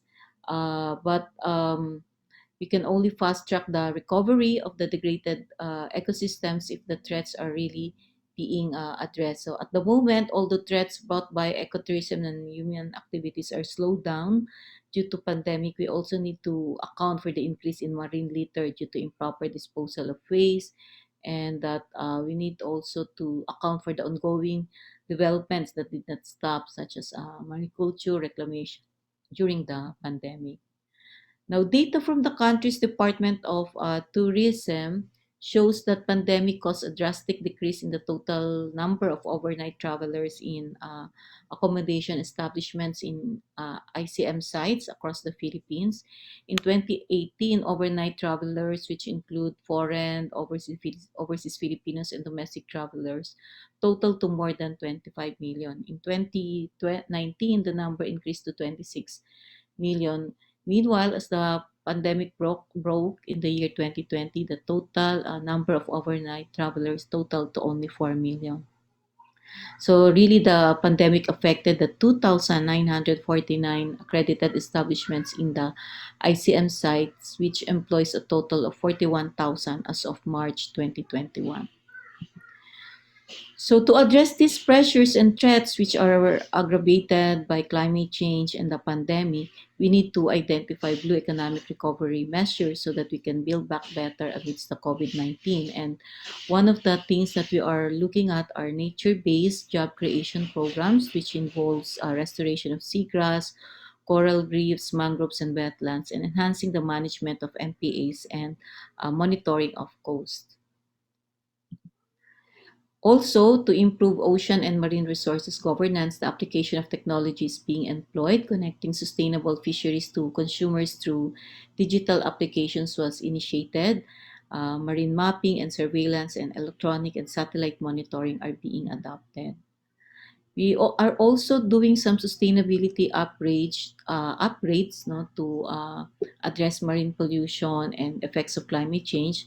So that means investing in wastewater and solid waste management facilities, climate proofing, green infrastructure for tourism, the use of solar power, and also wastewater treatment facilities for our ports, installation of renewable energy and shore reception facilities, building fuel efficient ships and to reducing greenhouse gas emission, and using storage facilities and improving waste management in fish ports. I'd also like to include here efforts regarding promotion of circular economy as a policy direction for the country. We have as one of the major policy initiative along this line is the formulation of the National Plan of Action on Marine Litter. So as we have already finished the drafting based on the consultation, and we are officially adopting it. So the next two slides we show you the various strategies to ensure that the programmatic activities to address marine litter will be addressed. So there are strategies one regarding science and evidence baseline information and so on. Next slide. Okay, so these are again the continuation of the strategies of the marine litter, which includes strengthening LGU capacities and our local government level of implementation. Still part of the promoting circular economy is our formulation of the National Action Plan for Sustainable Consumption and Production. This includes resource conservation, efficiency, and cleaner production, waste management, sustainable business, and lifestyle. And this will involve study on the program and interventions on research, technology and innovation, infrastructure, and of course policy. So given those, we need to really identify actions that we can consider as transformative, and therefore that would mean scaling up programs and projects. So for sustainable fisheries and aquaculture, it was estimated that the cost of achieving life below water SDG 14 is $114 billion annually, and of this amount, The greatest resources, about $87 billion, is for combating marine pollution, and about $40 billion for ecosystem protection, and $28 billion for fisheries. So we really need to achieve or promote sustainable fisheries and aquaculture. So that would mean having a adaptive aquaculture and supplemental livelihood programs for fishers, integrated multi-species aquaculture, and electronic catch documentation and traceability. Under our Philippine National Aqua Silviculture Program, it is focused on replanting of destroyed mangrove resources, establishment of community-based multi-species hatcheries, and provision of silviculture livelihood projects to fisherfolk beneficiaries. And then in terms of addressing illegal, unreported, and unregulated fishing and to support sustainable tuna fisheries, we have the electronic catch documentation and traceability system, which uses modern technologies and allows networking of national information systems and provides interface that will allow system users to input traceability data through the supply chain. We need also to pursue and continue the sustainable coastal and marine tourism as part of the scaling up. There are some areas where we have already started sustainable tourism, such as in Palawi Island Protected Landscape and Seascape in Cagayan, Siargao Island in Surigao del Norte, Batanes Province, Upper Reef National Park in Occidental Mindoro, Tubataha Reef in Palawan, Cuatro Islas Protected Landscape and Seascape in Leyte. Some examples of promoting sustainable tourism here is having regulations regarding limiting the number of visitors, meaning making sure that the carrying capacity is observed. Snorkelers, divers, and boats are also being determined in terms of the carrying capacity, designation of mooring and anchoring areas for boats, and designing and the extent of infrastructure development. We also have the Green Fins Initiative, which aims to protect and conserve coral reefs through environmental friendly guidelines that promote sustainable diving and snorkeling industry. There are also some hotels and resorts already with wastewater treatment plants. And still on tourism, we have Zero Carbon Resort program, which provided tourism establishments with capability workshops on energy, water, and resource management. Okay, now in terms of sustainable and green ports, the ports of Dangas and Cagayan de Oro received the Green Port Award from the APEC Port Services Network. Both ports incurred savings from efficient energy and fuel use and reduced GHG emissions. Shore-based power supply has also been installed in the port of Cagayan de Oro, and the port provides power to ships using renewable energy. Shore reception facilities have been put in place in base ports and private ports under PPA. And these two ports I mentioned are already certified to ISO 9001-2008 and recognized for its implementation of the port safety, health, environmental management systems. And the port of Iloilo and General Systems are also implementing the port safety management system. Now, there are emerging industries in ocean and marine resources management that can contribute extensively in accelerating actions for sustainability, and these are the items that we would like to further support. One is on marine renewable energy. This is some of the most recent developments are in the Bangui Wind Farm, Burgos Wind Farm, and the Caparispisan Wind Farm in Ilocos Norte. We also have in Oriental Mindoro, in Guimaras, in Aklan, and Pililla. No? So most of these are located in coastal municipalities and can in fact even be a sustainable economic tourism attraction. Then we have the marine biotechnology.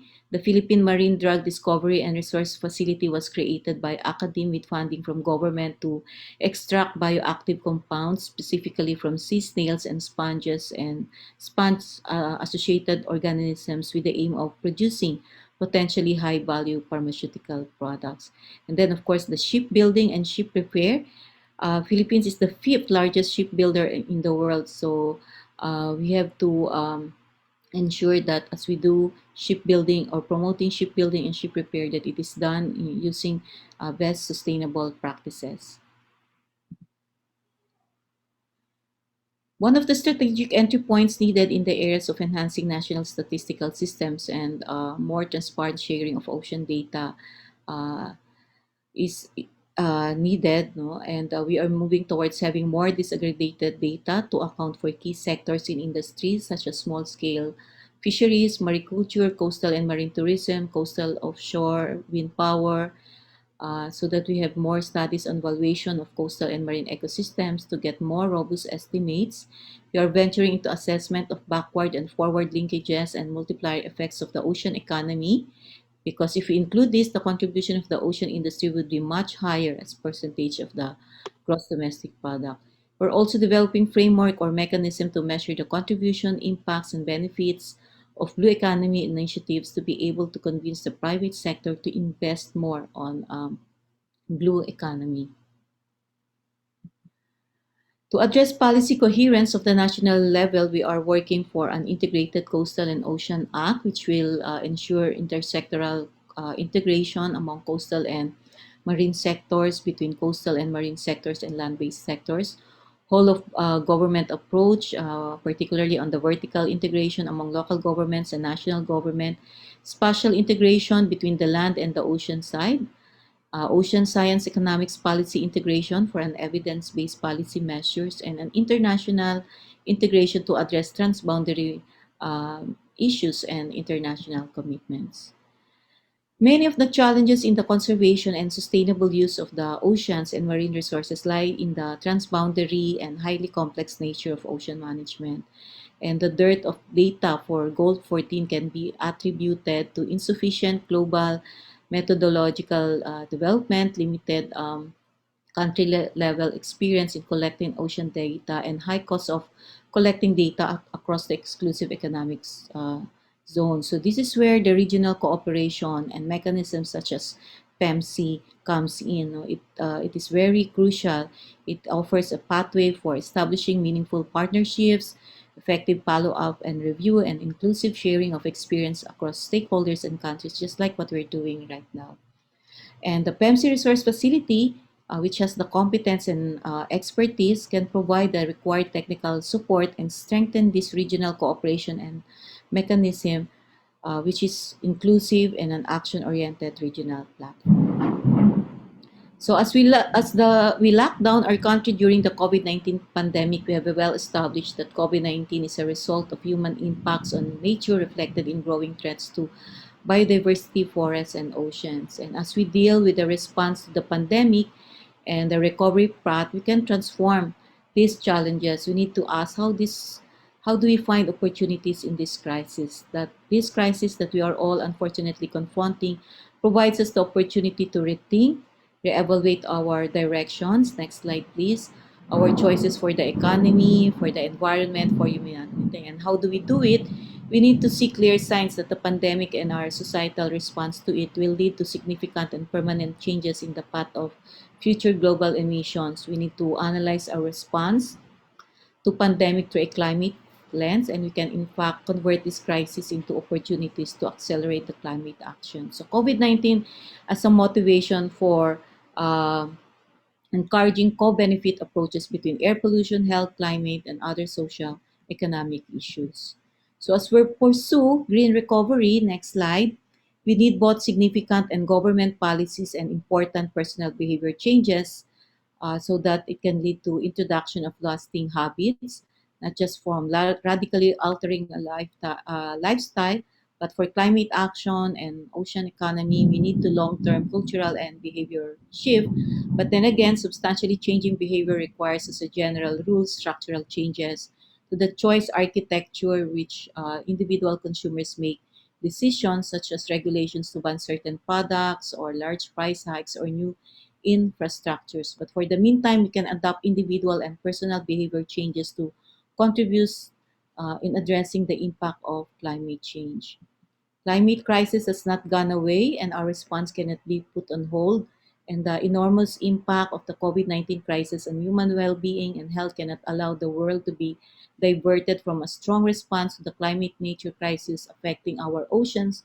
If anything, COVID-19 reinforces the urgency of this response. So the crisis that we hope that we are confronting now provides us the opportunity to rethink, reevaluate our directions, our choices for the economy, for the environment, for the humanity. So we need to analyze our response to pandemic. Next slide. Through a climate lens, we need to pursue transformative actions for the oceans. We can, in fact, convert this crisis and accelerate our climate action and build back better, greener, bluer, and healthier. Thank you very much for your attention.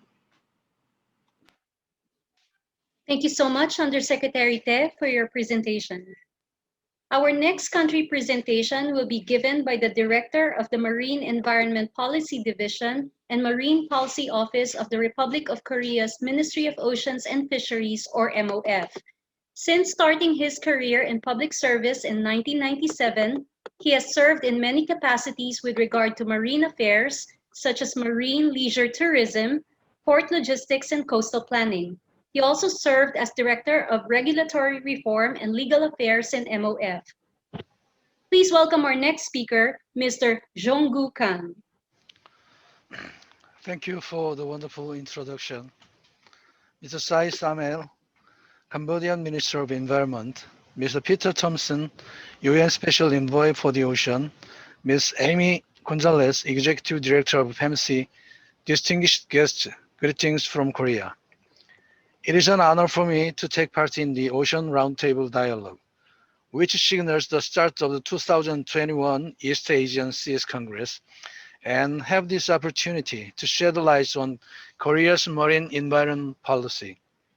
A new normal has dawned around the world with groundbreaking changes to all aspects of our daily lives brought about through the process of combating the COVID-19 pandemic.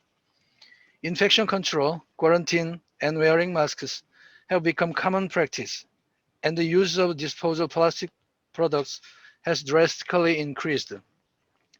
In the face of these challenges on an unprecedented scale, we must remain committed to achieving the Sustainable Development Goals. I'm sure that so many of you have joined us today because you deeply share our passion for marine environment conservation, reflected in the theme towards a blue economy pathway for the East Asian seas. As the Director of Marine Environment Policy Division of Ministry of Oceans and Fisheries, I would like to illustrate the diverse marine environment-related activities Korea is engaging in to realize blue recovery. Next slide, please. First, we are redressing the buoys issues to reduce marine debris. The polystyrene buoys currently in wide use crumble easily and thus account for a substantial share of marine debris. As of the end of 2020, 39.41 million of the 55 million buoys used at fishery farms across Korea are made of polystyrene, which is equivalent to approximately 70%. As such, since 2015, the Korean government has been replacing polystyrene buoys used at pisciculture with eco-friendly buoys. Eco-friendly buoys are designed to generate considerably less microplastic than polystyrene buoys and thereby contribute to reducing marine plastic waste.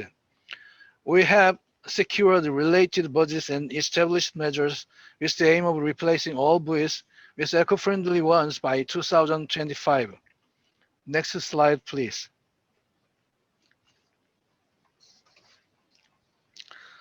Second, we are operating the Adopt a Beach program. This program encourages individuals and corporations to adopt a beach of their choice and perform activities to keep it clean and healthy.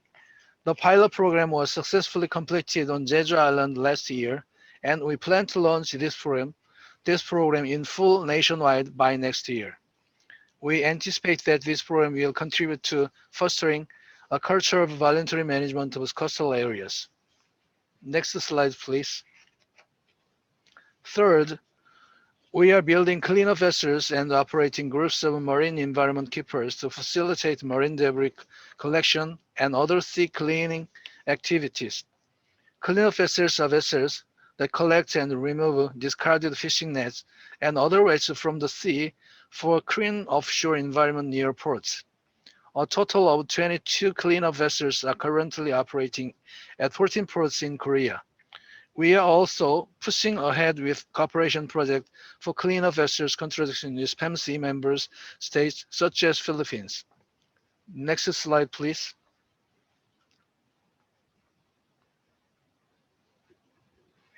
Oh, please, next slide.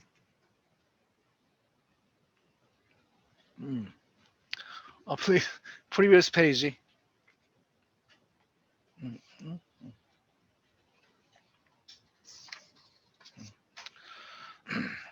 Marine environment keepers work to monitor the illegal dumping of and remove marine waste. As waste dumped along coastal areas is harder to remove due to regional topography, the importance of marine environment keepers continues to grow. We plan to increase the number of marine environment keepers by securing a larger budget. We are also focusing on developing new technologies for marine debris management. One leading example is the microplastic observing device, which is engineered to collect microplastics based on particle size. Next slide, please. On May 26th, the Ministry of Oceans and Fisheries organized an ocean session under the theme Building Back Bluer Through Oceans as a part of the 2021 P4G Seoul Summit. It provided a valuable platform for many dignitaries, including Ms. Inger Anderson, Executive Director of UNEP, and Mr. Boyan Slet, CEO of the Ocean Cleanup, as well as Mr. Peter Thompson and Ms. Amy Gonzalez, who are present here today, to engage in an in-depth multi-faceted discussion on marine debris. As the ocean have no apparent physical barriers, marine litter can float freely anywhere. In that point, international cooperation in marine litter is key to tackling this problem. We have identified the importance of regional cooperation through last P4G Summit Ocean sessions. I believe PEMSEA, the Partnership in Environment Management in the Sea of East Asia, will do a key role achieving sustainable blue recovery and even more sustainable blue economy. Based on the results of the special session, we aim to define the future pathway to be taken to realize building back bluer in the post-COVID-19 era. As we move ahead, Korea MOF will hold hands even more tightly with the member states of PEMSEA and PEMSEA Partnership. As the marine debris issue is being considered on the same level as climate change, we advocate the global move to establish universal standards for marine debris and plan to highly participate in related international discussions. The ocean presents infinite possibilities. We strongly believe that the oceans will lead us to achieve building back better in the post-COVID-19 era, and we'll strive to ensure that they play an instrumental role every step of the way. I look forward to hearing the following presentations and having discussions with all participants today to seek better solutions. Thank you once again for inviting me to this roundtable dialogue. I sincerely wish for the successful staging of the 2021 East Asian Seas Congress and continued collapse throughout the future. The Korean government will never stand idle in providing necessary support. Thank you. Thank you very much, Mr. Jo Gung Kan. Thank you so much, sir. So just a gentle reminder to our participants, please input your questions in our chat box so we can direct them to our second batch of speakers. Thank you. So up next, to give the next country presentation is the Second Deputy Secretary in the Ministry of Sustainability and Environment of Singapore. He oversees the Water and Food Policy Division, International Policy Division and Communications, and 3P Partnerships Division in achieving MSE's mission to ensure a clean, sustainable environment and supply of water and safe food for Singapore. Mr. Eugene Leong previously served in various ministries like Trade and Industry, Community Development, Youth and Sports, Defense, and National Development. Ladies and gentlemen, please welcome Mr. Eugene Leong. Thank you very much for the introduction. Minister Say Samal, Ambassador Peter Thompson, distinguished participants and delegates, very good afternoon and greetings from Singapore. I'm very honored to share Singapore's perspectives and experience on realizing blue and green recovery from pandemic.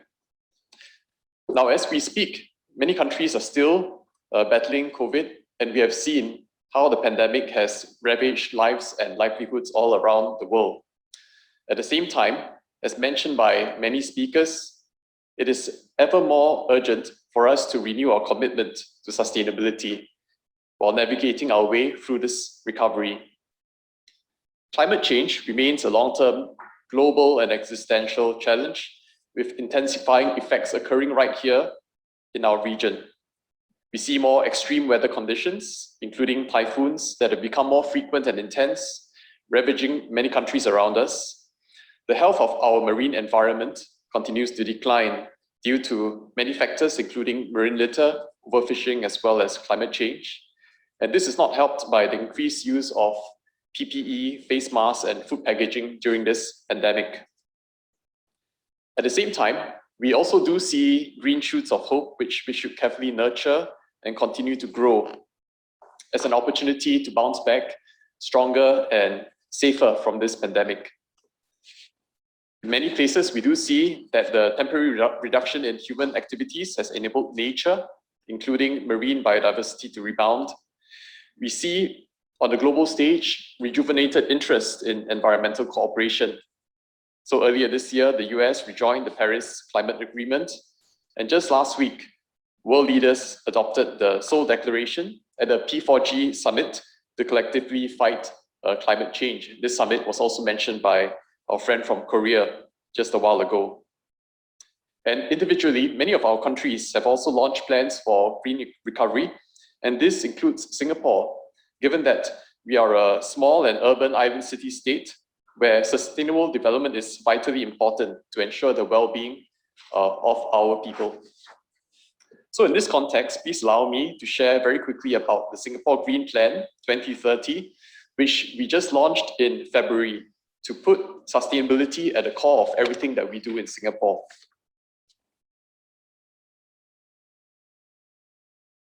The Green Plan is a whole-of-nation master plan to advance Singapore's national agenda on sustainable development, and it strengthens our ongoing efforts to fulfill our obligations under the Paris Agreement and to support the achievement of the Sustainable Development Goals. On this slide, you see the 5 key pillars, as well as the horizontals of a green government, as well as green citizenry, which includes our businesses. So the next few slides will elaborate on the 5 pillars under the Green Plan. Next slide. The first pillar, City in Nature, infuses greenery into our living environment and harnesses natural capital in our fight against climate change. We will be planting 1 million more trees and setting aside much more land for green spaces, including nature parks, where people can enjoy and biodiversity can flourish.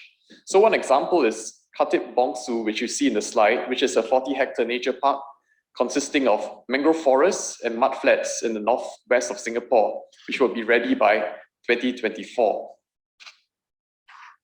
Next slide.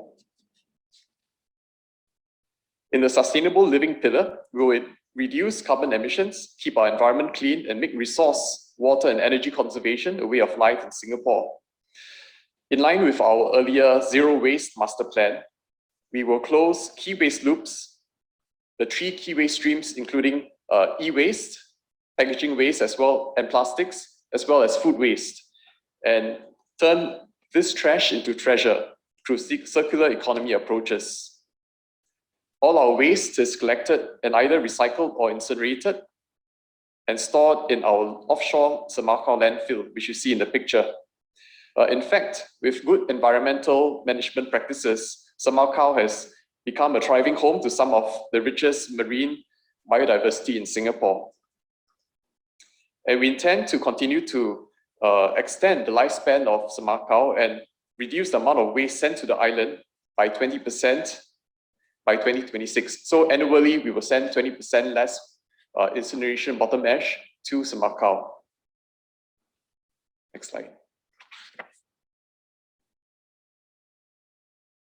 Our third pillar, energy reset, seeks to use cleaner energy and increase our energy efficiency to lower our carbon footprint. As an alternative energy disadvantaged country, we need to be innovative in the way we generate clean energy. This year, we will complete one of the world's largest floating solar farms at one of our reservoirs. When ready, these floating solar panels on our reservoirs will be sufficient to power all our local waterworks, and one of the first in the world to do so. Next slide. For the fourth green economy pillar, we want to harness sustainability as a new engine of growth and job creation. And this includes carbon services, green finance, and research in new solutions such as CCUS and low carbon hydrogen. So we see sustainability not just as a cost, something that we have to address in order to fight climate change, but also one which actually portends opportunities for the future. So in the maritime industry, we are also laying the groundwork for a more sustainable maritime sector. We are developing a new transport, which when fully operational in 2040, will be fully automated and complete with a fleet of driverless electric vehicles. In March this year, the Port of Singapore also facilitated Asia's first ship-to-container ship liquefied natural gas bunkering operations, so as to pave the way for greater adoption of the fuel as we move towards reducing our carbon footprint. Under our last pillar in the Singapore Green Plan, which we term as Resilient Future, we will leverage science and technology to build up Singapore's climate resilience and enhance our food security. To safeguard our coastlines against rising sea levels, we are developing coastal protection plans, which will also seriously consider nature-based solutions. And for food security, we have a 30 by 30 vision to locally and sustainably produce 30% of our needs by 2030. And this is a stretch goal because we currently produce less than 10% of our needs today. But we intend to do it sustainably. So as you can see from the photo, we are supporting the use of floating closed containment aquaculture systems, which we term, or this company terms as EcoArc, that is much more productive than the traditional open net systems. And the closed containment system also protects the fish stock from environmental stresses and protects the coastal waters by filtering fish waste and fish feed before returning water to the sea. So we want to use science and technology and innovation to improve productivity as well as reduce the impact on the environment. Next slide, please. The COVID-19 pandemic has shown that taking collective action is needed to address serious global challenges that are before us.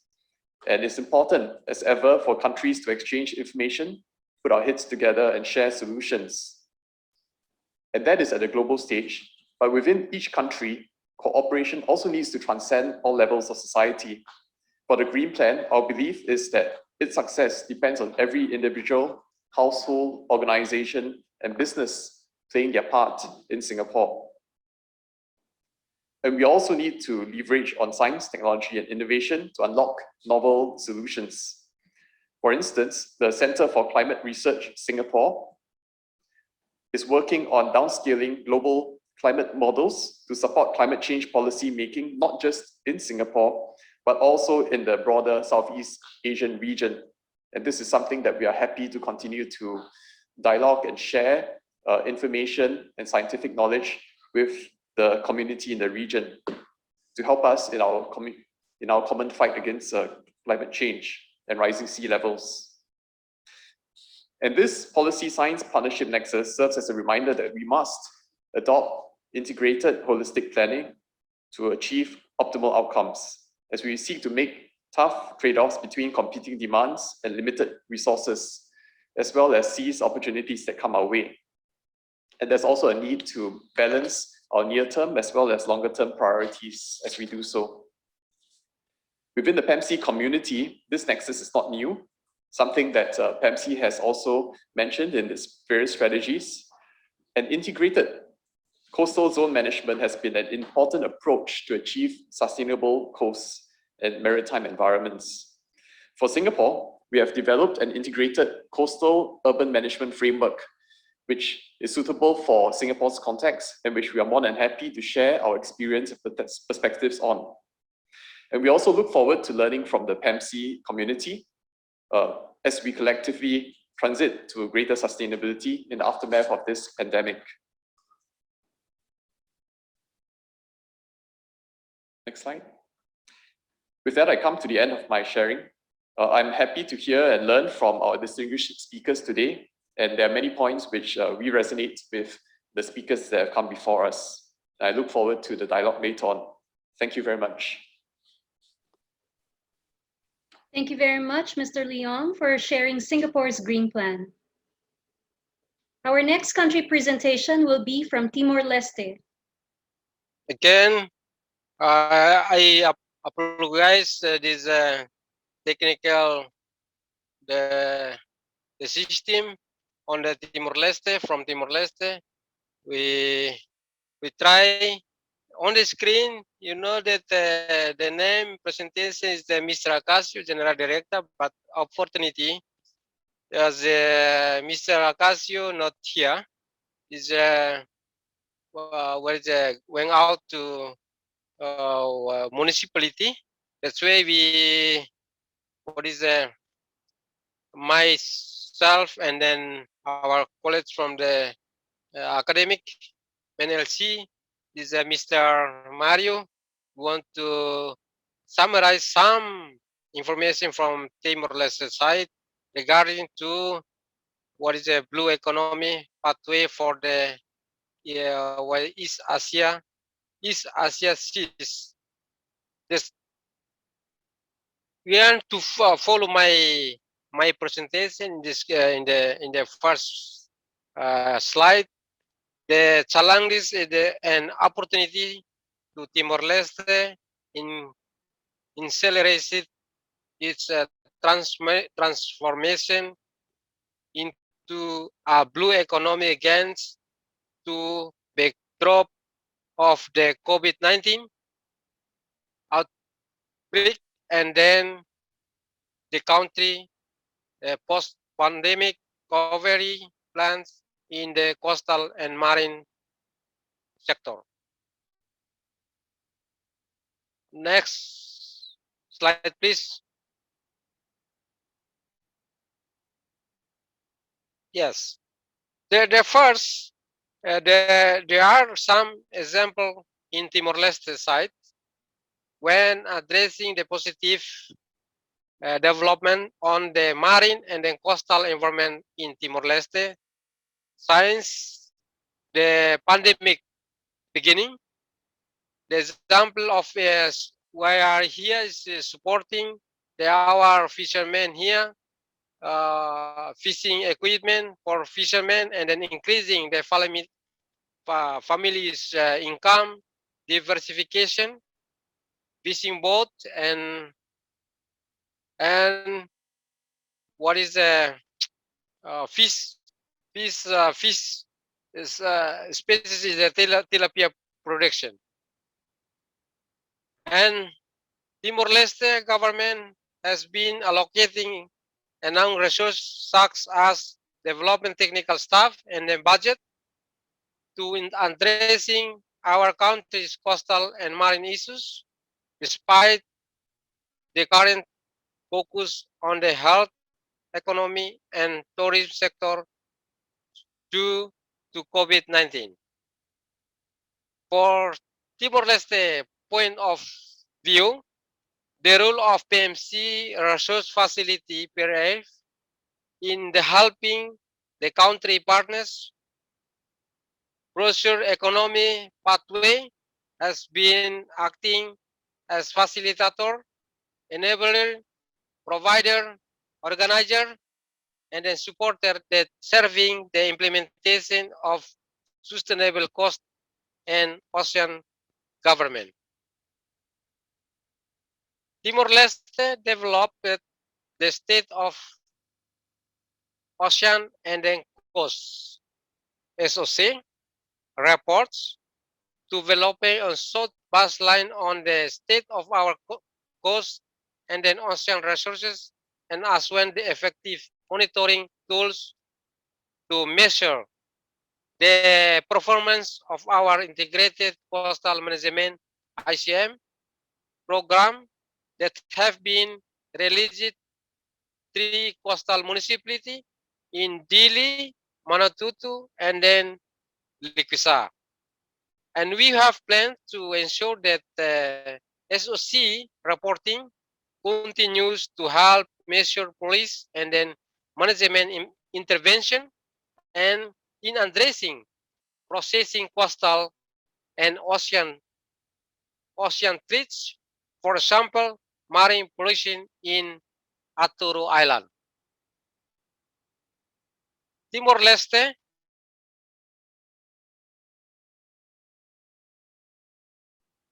next, please. Next.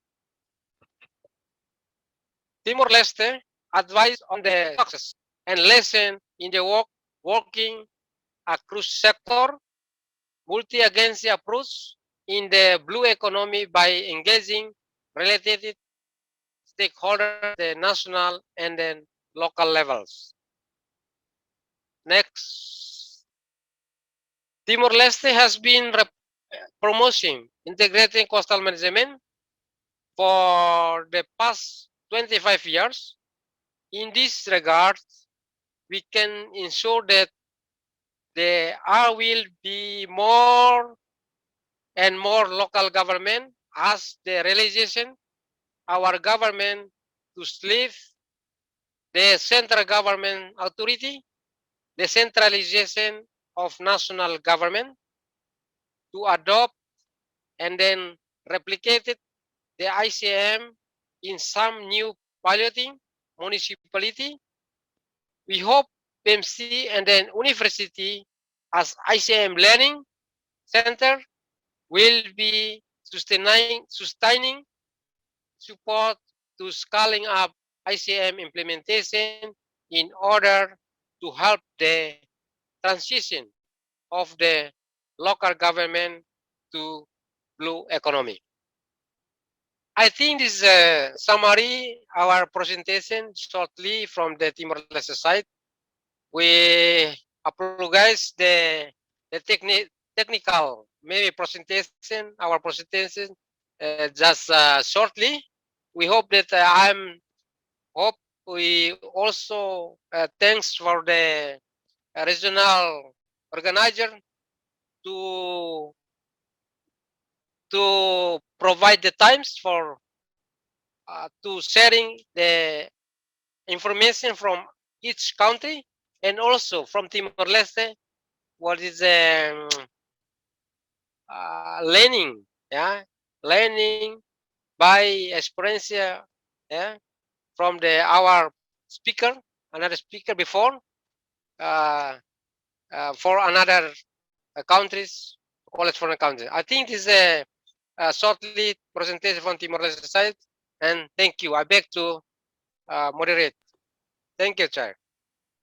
So let's proceed. The country presentation from Vietnam.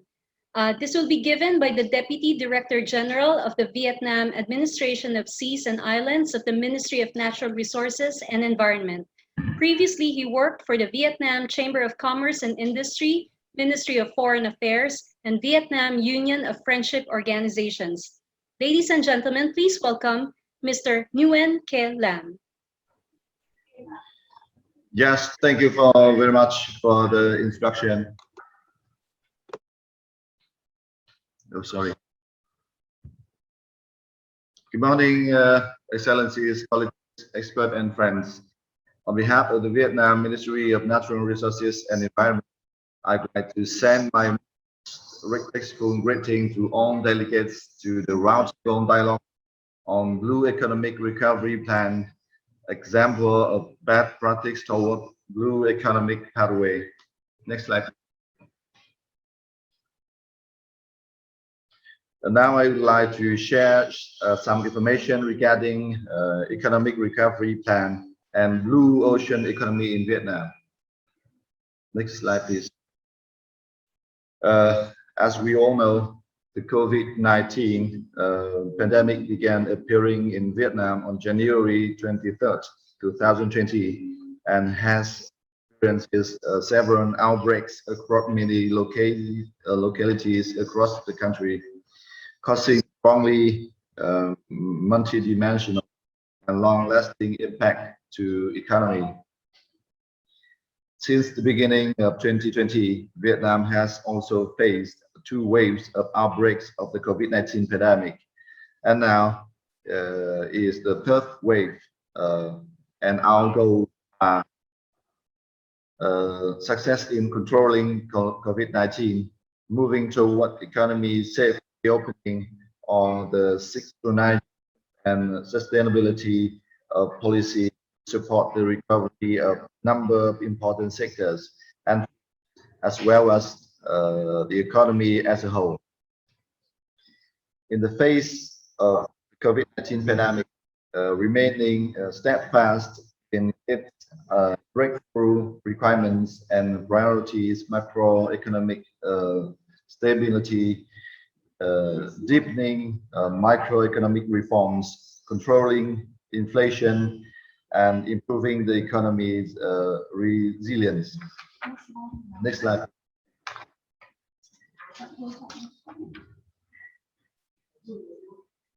In Vietnam, COVID-19 pandemic impact on economic growth and sustainable development in Vietnam, and manifest through set up an unprecedented ripple and even multiplier effects in Vietnam, permeates all layers of society. Significant economic effects in tourism, transportation, retail, trade, and manufacturing sectors. And our message is economic recovery must go hand in hand with economic institutional reform. The next slide, please. The COVID-19 pandemic has caused many disadvantages and negative effects on global economy, with developments that are extremely unpredictable. Like other governments around the world, the government of Vietnam have reacted with unprecedented speed. Vietnam be one of the role model in pandemic control for low resource settings. Some action have been taken, such as first reform activities in accordance with the government dual goal: effective epidemic prevention and focus on recovery and promotion of domestic production, accompanied by this support. Second, accelerate institutional reform, especially associated with approaching the 4th industrial revolution and the digital economy. Third, propose economic reform roadmap for the period of 2021 to 2023 based on 3 scenarios. In 2021, continuing to effectively prevent the COVID-19 pandemic, remove difficulties for the its community and employees, combined with economic institutional reform. In 2022, combining economic recovery solution and economic institutional reform. And from the 2023, gradually withdrawing solutions to support economic growth recovery, focusing on economic institutional reform. The next slide, please. As countries, Vietnam has been suffering and will likely continue to shoulder the devastating impact on health, economy, and society over the months and years to come. In response to the pandemic, the government have been made considerable efforts such as enforces border closure, entering ban, isolation and quarantine, improving healthcare capacity, executing information campaign, among other, to reduce the adverse impact of the pandemic. Issues 2.6 billion social protection package for cash support to the most vulnerable people and workers. Issue sustainably financial package for restructuring loan and has approved a plan to delay collection of taxes and land grant to assist impacted enterprises in selected sectors. Carry out comprehensive assessment of pandemic impact on local socio-economic development. Propose reliable measure of economic recovery and social security. Promote ICT solution. Next slide, please. Recovery of the marine economy after the pandemic is also included in economic reform roadmap for the period of 2021 to 2023. With the frontiers facing the sea, Vietnam is considered as the country with great potential for economic development based on marine resources. With many laws and legal documents, there are important policy for the implementation of marine economy in Vietnam, including Bureau's resolution number 3 on number of marine economic development stack, Vietnam Sea Strategy to 2020, National Growth Strategy of sustainable exploitation and use of natural resources and environmental protection until 2020. Vision to 2030. Integrated coastal management strategy for Vietnam until 2020 with a vision to 2030 and action plan. Strategy for sustainable development of marine economy to 2030 with a vision to 2045. Master plan and 5-year plan for implementation of Vietnam marine economy sustainable development strategy. Next slide. Strategy for sustainable development of marine economy to 2030 with a vision to 2045. Signed October 22nd, 2018, is a major foundation for blue ocean economy. By 2030, Vietnam is to successful develop and record breakthroughs in marine economic sectors.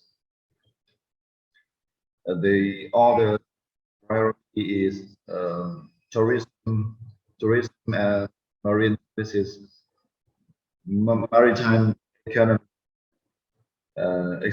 exploitation of oil, gas, and other marine mineral resources,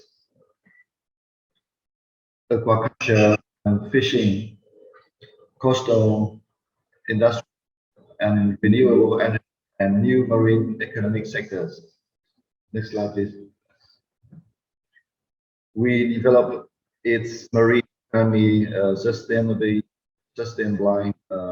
on the basis of green growth and the conservation of biodiversity and marine ecosystem, with priority given to improving the legal frameworks on sea and island management, along with raising public awareness about sustainable development of the sea.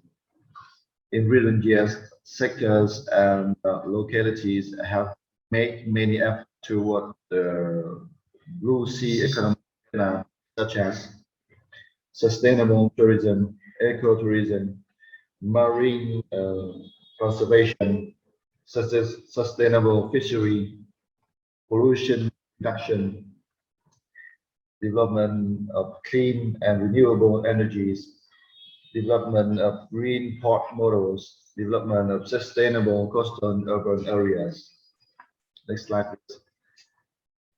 The COVID-19 epidemic in the world will continue to have many complicated developments. So it's necessary to consider the economic recovery process during and after the pandemic. With the constant and rapid change of the world, Vietnam needs to make changes and make breakthroughs in the goal and identify the key factors in process of finding solutions for sustainable marine economic development. Thank you for your attention. Thank you.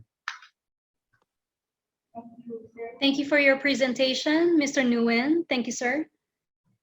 So at this point, we will proceed to a short open forum based on the questions you entered in the Q&A box. May I please call on again my colleague, Ms. Daisy Padayo, to help us go through some of your questions. Daisy? Thank you, Reggie. So we have a question from our Facebook viewer. This is directed to Undersecretary Te of the Philippines. The question is, how much time and delay is expected for the Philippines to materialize its various scaling up recovery programs relevant to building a better and stronger blue-green, considering that the 2022 national election is fast approaching? Yusek Te? Yeah, would you like me to, you're okay with the question, or would you like me to repeat the question?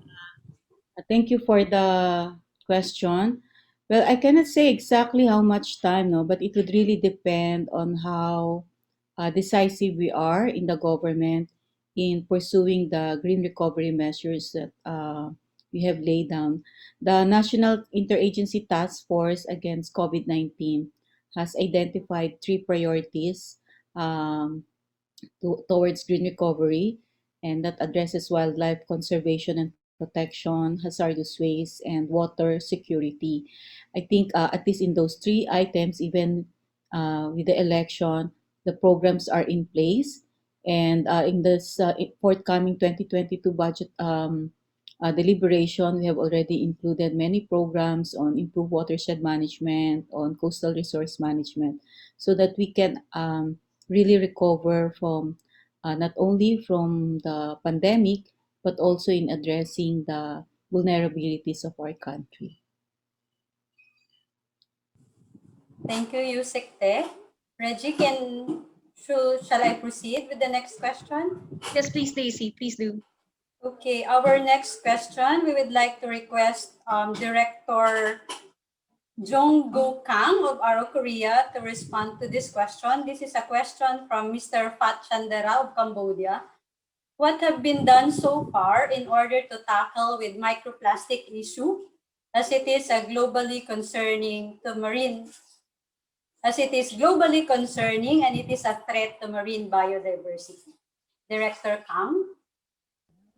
Hi, this is Subin Shim, Deputy Director of Ministry of Oceans and Fisheries from Republic of Korea. As he has important meeting, so I will answer on his behalf. As he presented before, our government has been redressing the buoy issue. Extended polystyrene buoys, shortly EPS buoys, are the most common item of with marine debris in South Korea for a long time. About 2 million buoys are deployed every year, but only 28% of them are retrieved, and a large portion of them were discarded during use or disposal.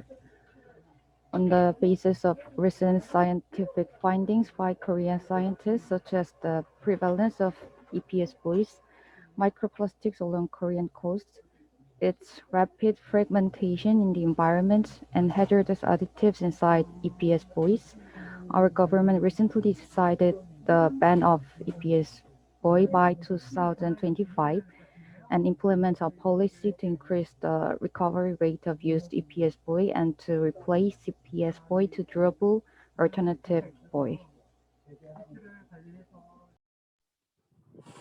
Thank you, Deputy Director Shim. We still have another question. This is again for Undersecretary Te of the Philippines. The question is from Mr. Ray Talento. Where are we, at least the Philippines, in terms of accounting for the Philippine blue economy? We need baseline information to formulate and strategize our blue economy policies. Yusek Te. Thank you. I strongly agree. That's why in my presentation, I highlighted the need to really address the data baselining. Right now, the Philippine Statistics Authority, together with the NEDA and the DNR, have already developed the ocean economy accounts. And we are now at the stage of piloting. We are identifying priority sites where we can pilot test the the system of economic accounting that we have developed, and do ecosystem-based accounting in the various areas, no? But we need to prioritize. So we're basically at the pilot stage, but at least we are already moving towards that direction. We are also developing the capacity of the DNR on natural capital and ecosystem accounting, which will be, of course, necessary, to pursue these data baselining that are needed. Thank you, Yusek Te. I think we have another question also for Yusek Te. This is from Mr. Alias Gar Mimbalawag. Despite the deficiency of modern infrastructures, advent of new technologies and equipment here in the Philippines to manage coastal and marine resources we have, can our country still compete and go with the flow with other advanced first world neighboring Asian countries during these times of pandemic? If yes, what also are our modern strategies to promote and sustain our blue economy? Thank you. Thank you for that question. I believe and I am confident that we will also be able to compete or be able to reach what other countries have achieved in terms of ocean management. If you will recall in my presentation earlier, we have some initiatives where technology and innovation is a major aspect of our improving ocean management. And of course, the use of ICT and digitization, and most of all, involving and engaging the communities and the local government units are strengths that we need to harness in our Philippine experience, so that we can really we'll be able to achieve that level where we can sustain and manage properly our resources and our ecosystem.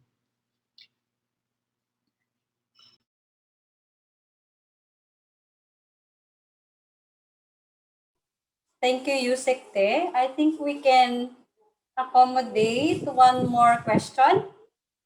This is a question to any of our speakers who would wish to respond. Is there any recent study, or this question is from Mr. Joel Kapalit. Is there any recent study or information as to the impact or the contribution of the pandemic to the bargaining level of marine pollution? Anybody from our speakers who wish to respond? Thank you.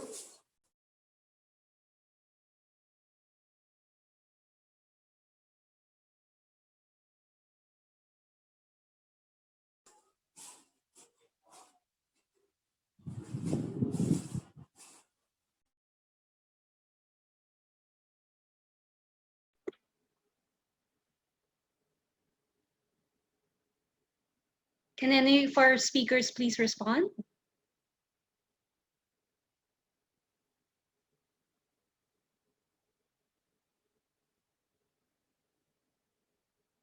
Days, can we repeat the question, please?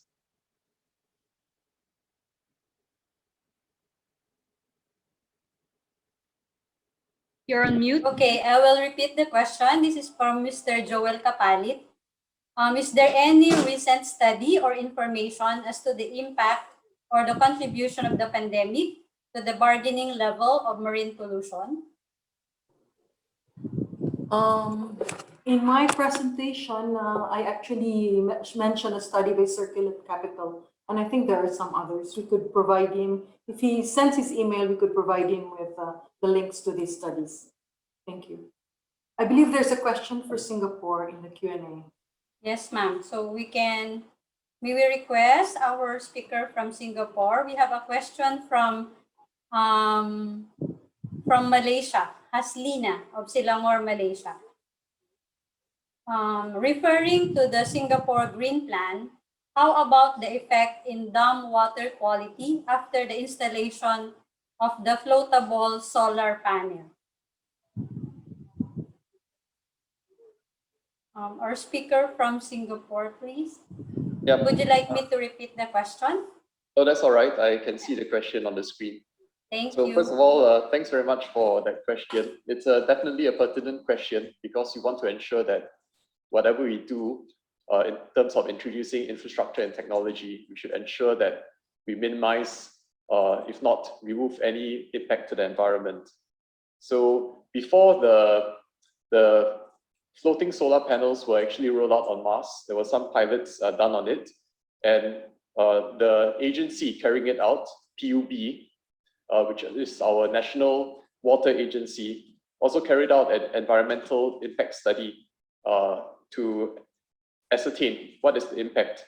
And what they actually found was that there was minimal impact on the reservoir's environment and the water quality. During this process, PUB also engaged various stakeholders and government agencies.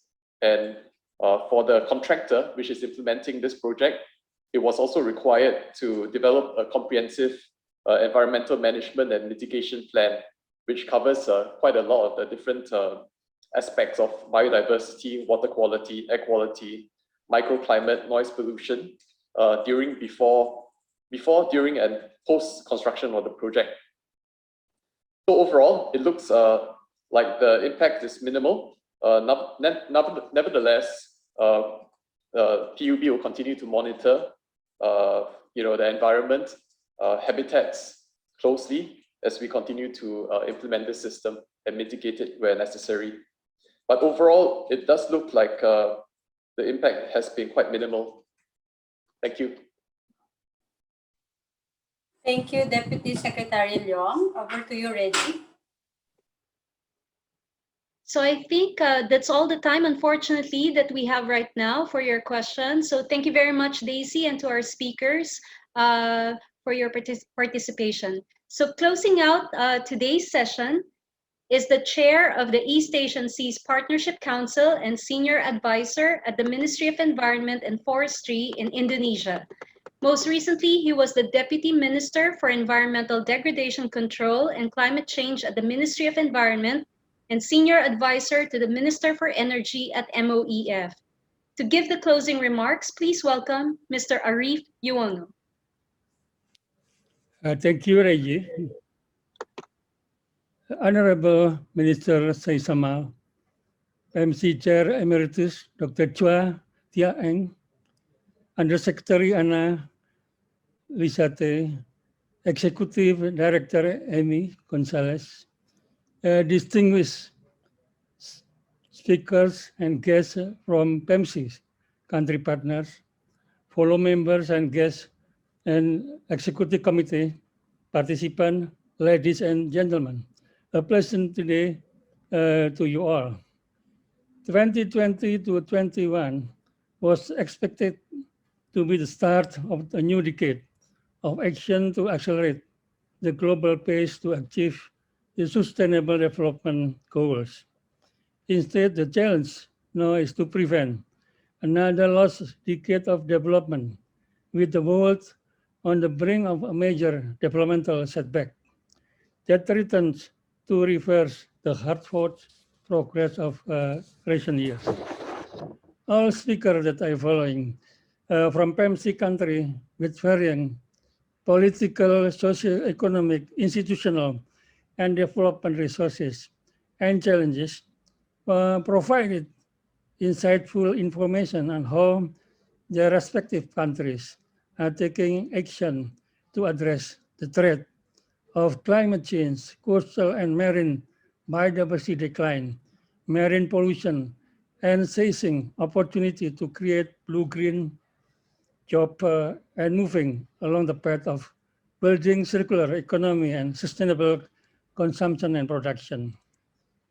Transforming to blue economy is doable and affordable because innovative and cost-effective technology are available and financing is not an excuse. Although in some countries, political will need to be improved. Transformative action for the ocean can be implemented through the scaling up existing program and project, measure the blue economy for evidence-based policy, and pursue for an integrated coastal and ocean act. Some ecosystem restoration methods, such as labor-intensive mangrove rehabilitation, peatland and coral reef restoration, can be used as examples of blue-green action in response to the COVID-19. This is actually in line with the theme of the World Environment Day, June 5th, 2021, with the theme is ecosystem restoration. All the speakers also mentioned that strengthening of regional and global collaborative action are very crucial. In this context, PEMSEA is the coordinating institution for the Sustainable Development Strategy for the Seas of East Asia, plays a strategic role in dealing with these multi-dimensional issues. This is actually admirable, especially during this unprecedented time with the global pandemic, which experts say we are here to stay, hence the need to adapt. Currently, Partnership in Environmental Management for the Seas of East Asia, or PEMSEA, is preparing its roadmap to 2030. So the information shared by a country partner today will help inform plans and action in the coming years. The insight learned will also help the region in response to Ambassador Thompson challenge to develop rapid, ambitious, transformative action based on nature-based solution and direct financial resources and investment to promote a sustainable ocean economy. The roadmap will serve as PEMSEA post-pandemic playbooks, which aim to put blue economy at the core of the region and the country's economic recovery plan. The PEMSEA resource facility will coordinate this process, which will culminate in a Ministerial Declaration and the start of the development of the 2023 and 2030 implementation plan of the Sustainable Development Strategy for the East Asia, East Asia. Our success in building back better will depend on the decision on action taken by all of us in the region. The ocean community, public and private, as well as local, national, and international actors must jointly take decision and action that will determine to what extent and how fast our recovery from the crisis is. The security of to secure our vision of healthy ocean people and economies. Today's event is just the beginning of the charting of such roadmap. Discussion will take place throughout the year in various collabs and events in the lead up to the EAS Congress and Ministerial Forum on the 1st and 2nd December 2021. The Congress is one of our key governance mechanisms. It is a triennial event where we review our accomplishment and commitment over the last 3 years and get high-level commitment through the Ministerial Declarations. Once again, we thank the Honorable Minister Sai Samal and the Governor of Cambodia to become host of the EAS Congress 2021. And we would like to cordially invite all the stakeholders to participate in. We hope to see you all in this various collabs in the EAS Congress December 2021. Finally, I would like to thank all the speakers and participants in the dialogue. I also would like to thank PEMSEA Research Facility for organizing this successful event. Happy World Ocean Day. Thank you very much. Thank you very much, Parif. So before we end, maybe please request our panelists to kindly turn on your videos for a group photo.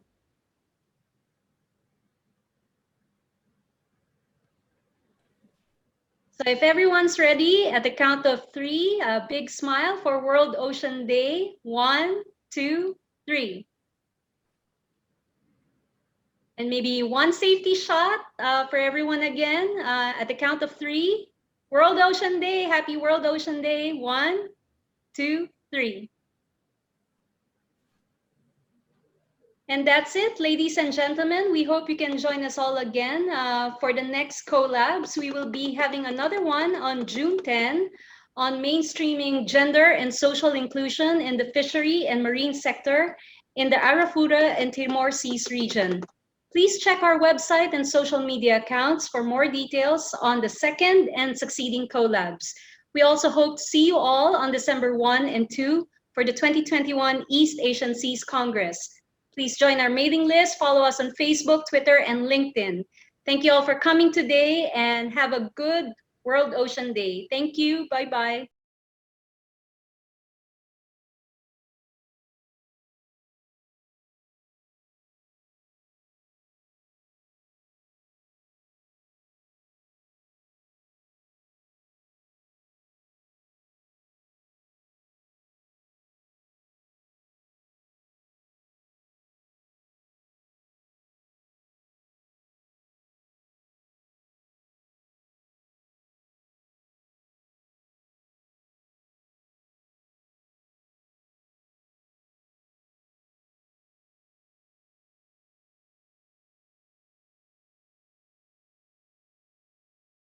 By the Minister of Environment as the first speaker. With over 10 years of experience within the Royal Government of Cambodia, Dr. Sai Samal became the Minister of Environment in 2013 and has been leading the environmental agenda in Cambodia since then. Prior to his current position, he served as the permanent Vice Chairman and Secretary General of the Tonle Sap Authority, was a member of the Cambodian National Mekong Committee, and then Deputy Secretary General of the Royal Government of Cambodia. May I please call on His Excellency, Minister Sai Samal. On behalf of the Royal Government of Cambodia and as host of the East Asian Sea Congress 2021, I'm pleased to welcome all to this dialogue toward a blue economy pathway for East Asia Seas. The Roundtable is our first pre-Congress event and officially marks the start of a series of collab and technical sessions